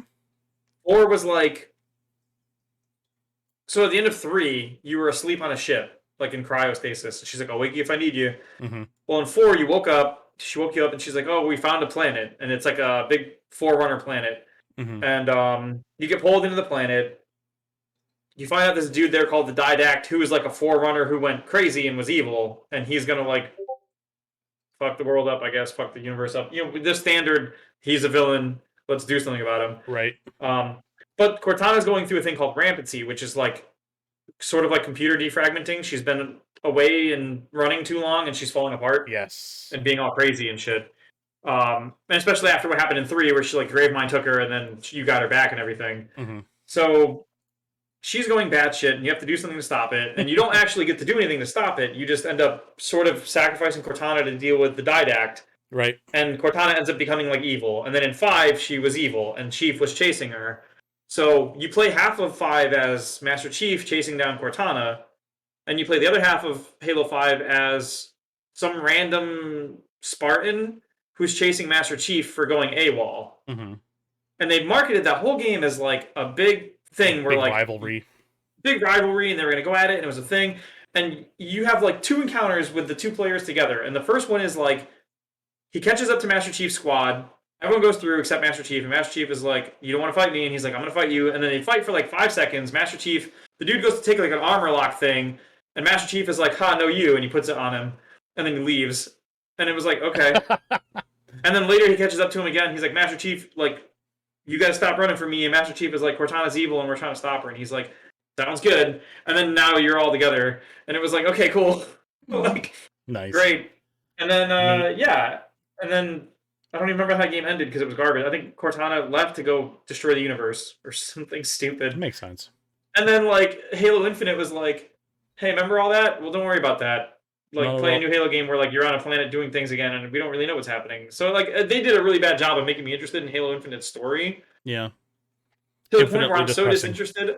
I haven't had any plans to buy or play it, and I haven't even like looked it up on Wiki. Which usually, if it's a game I know I'm not going to play, I'll at least like Wiki it and be like, what happened. I don't even do that yet because like whatever, fucking know. Um, so yeah, Halo bombed for me in terms like the last few installments. Yeah, same And it's here. such a shame because like playing Destiny now, like the best part about Destiny is what made Halo good. The way the gunplay feels, the movements and everything. Yeah, the soul of And the game it left when Bungie left, let's face it. yeah, And it that's did. It went with them, why I absolutely. didn't even bother attempting that. I didn't play 4 Hmm. until the Master Chief Collection came out, and I was like, the controls of this feel so outdated. I can't even Yeah. play it. And this is a game that Yeah, I've well, beaten especially on going back to solo those legendary, and it's like going going back to Halo 4 or 5 from Destiny feels bad. It just 100%. does. Absolutely. Yep. All right, Maybe a product of the time, but like still, you can't get sure. around it, right? Right. All right, let's move on. We got to start closing things down here, but we do still have some stuff to talk about, especially upcoming game releases. It is a Oh. light week this week, so this is a good time to catch up on your back catalog. Um, 13. So we have 13 Sentinels Aegis Rim coming to the Switch. Now, I will say, this is probably not the medium you want to play this on. And this is why 13 Sentinel Aegis Rim for the PlayStation 4 is probably like under $20 right now, and on the Switch this is a $60 game. So I would say either Hmm. wait this out till it gets cheaper, but if you're like a diehard Switch collector like I am, um wait it out, wait for a sale on Amazon. And speaking of sales on Amazon, especially with your back catalogs catching up and stuff this week, because it is a slow week, they have a buy two get one free sale right now, and I Yep. happen to have some gift cards from work for Amazon for doing some stuff, and stealing for work. They were given to me, so just in case of auditing. So I ended up getting Breath of the Wild, some other game, and Rune Factory 5 for $26. So There you go. can't beat that. So I'll be getting those games shortly here. Let's talk about the other games here. We got Cat Cafe Manager. I can see this being a big hit with my daughter already. That's coming out on the 14th. Cool. Switch and PC game. We also have here Nobody Saves the World coming out on PlayStation 5 and PS4. That is April Yeah, I saw that. 14th. Yeah, and What trailer for that? Yeah. Road 96, that is coming to PS5, Xbox Series X and S, PlayStation 4, and Xbox One. That is also April 14th. And that's all we have this week Said as far as game was that releases. Road 96? Road 96. So that must be the follow up to Roads 1 through 69. 95. Well, it's the sequel to Road 69. Oh, Yeah. okay, yeah. Other side, other story. Good. Right. Exactly. Oh So boy. yeah, that's it. So not really a huge plethora of games coming out this week. So I encourage everyone to go catch up on their back catalog or stream Proto Trigger. Yeah, the correct. Oh my god. Yeah. Okay. I was gonna say the correct answer here is if you have nothing else to play, start playing Final Fantasy and get into the new patch, or go play Tunic because Tunic is good, Yeah. and that game's not that old yet. Oh boy. Chrono Trigger. Let me tell you about that game. That's a game that I can stream at some point. Yep, it sure is. Dude, remember that week where I put a background from Chrono Trigger that it was a place I hadn't even been to yet? Yes, it And was you were like, like, "Oh, look, you haven't even been there." yeah, and it's like probably like one of the best parts of the game. And I was like, you gotta be kidding me. Oh my god. All right, so moving on. This week in game history, we've got a pretty good list here. Starting with the most recent, Dark Souls 3 came out on the PlayStation 4 already 6 years ago. We have Golden Sun Lost Age on the Game Boy Advance. That is the sequel to the original Golden Sun, 19 years ago. Spider-Man for the PlayStation 2, GameCube, and Xbox. This was one of my favorite Spider-Mans, obviously, That was before. a good one, Oh, yeah. it was a real good one. That one came out 20 years ago. And we have Zelda, A Link to the Past on the SNES. That came out 30 years ago. Some people might not know this one. Bonk's Adventure on the TurboGrafx 16 came out I remember 32 years ago. Yep. And we have a weird mention too, the Bally Professional Arcade, which was one of the first in-home consoles, came out 44 years ago. Almost 5 decades, man. Wild. Half a century. Wild shit. You know, you know, like there's some like I have like a wiring in my brain problem when it comes to the Super Nintendo. Mm-hmm. Like when someone asks me when I think Super Nintendo came out or like was active around, in my head it's the late 90s, and I know Yeah. that's not right. No, it's early 90s. Yeah. It's Yeah, always like yeah. 92, 93. Because you said And Link to the it Past blows was me away. 92, and I'm like, I didn't play Link to the Past until I was like 10. I had a Super Nintendo in the new house when I moved into my new house when I was 10. Mm-hmm. That's when I got a Super Nintendo. I was 10 years old, which means I got a Super Nintendo in 1999. Which means I got a Super Nintendo when the N64 was out, probably, right? Am I 99. I wrong? mean, perspective, Final Fantasy VII came out in 1997 and to the US. 96, I think, in Yeah, see, Japan. like, that's crazy to think that Final Fantasy VII was out for 2 years already when I first got my Super Nintendo.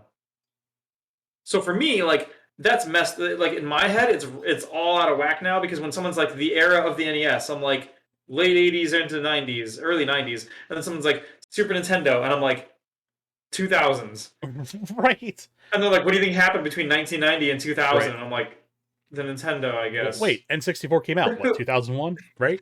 Right? Something. Right. Yeah, it's wild, dude. It's really weird to look But back at then, those but then that's the that thing too timeline. is when you'll be like Super Nintendo, and I'm like early 2000s, and then they're like Nintendo 64, and I'm like pass, and then they're like GameCube, and I'm like mid 2000s, Right. like Yeah, it just it's doesn't add up. Dude, I it don't know doesn't how many exist. times I'd throw on like an old Super Nintendo game and I look at that copyright date and I'm like, there's no fucking way. That does not add up. But yeah, Yeah, I think I sure enough, like remember. the Super Nintendo was like what, Oh God, 92? you're right because when I used to play Link to the Past and Mario World, I think they both had like 92 or 93, 94 maybe Mhm. copyrights, and I never thought about it until now. Yeah, man. It's Oh fucked up. man, yeah, it's so funny how I went from Super Nintendo to GameCube, skipped the N64 entirely, and now when people ask me like what game systems were when, I can like nail the current generations all the way back to like the original Xbox and like that, and then it's like before that it's like Dreamcast. I don't fucking know, in limbo somewhere. Right. N64, maybe 1 year from 1999 to 2000. Mhm. Like, See, I thought for the longest time that Dreamcast was like the competitor to like the GameCube and Xbox. No, that Dreamcast came out in like the late 90s. yeah, It was one of the first online consoles. And everyone always credits like the Xbox and the GameCube with the network cable, and then like even like the PlayStation 2 later on getting like network adaptability. It's like Dreamcast was so fucking far ahead of its time, man. Um, but yeah, yeah, when GameCube was out, like Sega was already defunct as a hardware company. So yeah, it's yeah. just like looking back and having to like map all that out. It's just like wow, so much and so little happens in such like short and wide gaps of times. It's so weird. Yeah, PlayStation's one I think that messes with me because like PlayStation competed with the N64 then, right? Correct. And the Sega Saturn. Because like so for me the Sega Saturn like just doesn't exist, I guess. That's And I fair. would have Well, it said barely that did. I would have said the PlayStation 1 was competing with the Dreamcast, and then like the GameCube came right after. That's obviously not the Nope. case. And then like PS2 competed with like I guess the GameCube still? I I don't think the know. Dreamcast was technically part of that generation just as the PS2 came out. I'll have to look that one up. Yeah. But yeah, You know, because it's like in my head though, it all revolves around when I got access to the systems or like had people introduce me to games on those systems. So like for yeah, me, it's like the Super it's Nintendo was a 2000 thing almost, like, right. Well, yeah, and that's the and the thing. It's like I got N64 a didn't exist. Nintendo pretty late in the game, so I Hmm. had it for a couple of years. And they were already talking about the SNES and 16-bit graphics, and I remember them talking about like games coming on CDs, and everyone's like, "What the fuck is this witchcraft?" Wait a second. So when did the Super Nintendo start? Probably I want to say 91, 92. Japan. Um, It was released in 1990 in Japan and South Korea, 91 in North America. No, You know, 94. The original PlayStation released in Japan December 3rd, 1994. oh no, I'm talking about the Super Nintendo. Oh, Wait, the what? PlayStation 1 was in 1994? Mm-hmm. Yeah. See, it didn't Hang catch on. on. It didn't catch on for a Hang long on. time. So when I was 5 and I came home from like elementary, like 5 through 8, and I remember coming home from elementary school to play my Sega Genesis and my NES, Mm-hmm. I was a full console behind and also missing like a third console Yeah. of the next generation. Well, yeah. So the Super Nintendo came out, I guess, in Japan 1990. The PS2 came out in 2000. And I remember that because I remember it coming out and they couldn't find it anywhere, and I went out and bought it with like graduation money in 2001.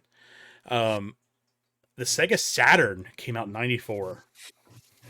Dude, so Wild I moved shit. into my new house somewhere around 1999 2000 because I was 10-ish. So when I moved into the new house is when I got a Super Nintendo, and before that I only had the NES and the Genesis. So when I got my Super Nintendo, I was a generation behind, probably 2 generations behind, Yeah. because the PlayStation and then the PS2. Yeah. Jesus Christ! Because like in my head, it was like I caught the Super Nintendo right at the height of it, but it was like No. almost a decade later. Oh my god! It's just weird because like our concept of time at that age is completely different than how it is Oh, it's now. completely fucked. Because like I can't even imagine that there was all these consoles out when I was like when I was a kid. People talk about back in the day of gaming when there was just the NES and the Genesis. Mm-hmm. To me, that was when I was like 6 or 7, which was like 95, 96, which is when there was like 4 or 5 consoles. Yeah, but Outside then, of all the other stuff like the Atari and everything, even right. after that, there was still the NES, the Genesis, the Super Nintendo, the You still PlayStation had, 1. and then you had the Like, handheld market. You had the Game Boy, you had Game Gear, you had the Atari Lynx, and then you had like the yeah, offshoot consoles that no one ever talked about, like the TurboGrafx. You had the Neo Geo, yeah. the Neo What do Geo I Pocket have? or the TurboGrafx Express, and then the Neo Geo Pocket Colors. So there was like a lot out there. Like the market was very competitive, and it was like only a few of those systems ever really held the market. I had a thing for the Sega Genesis. We got right near the end of the Genesis life, like right before we stopped really using the Genesis. We got a thing. I think it was called the 32X. Right, which was a humongously mess of a marketing move because it was competing against the Sega Saturn. And everyone at the Sega was like, "Why the fuck are you releasing this?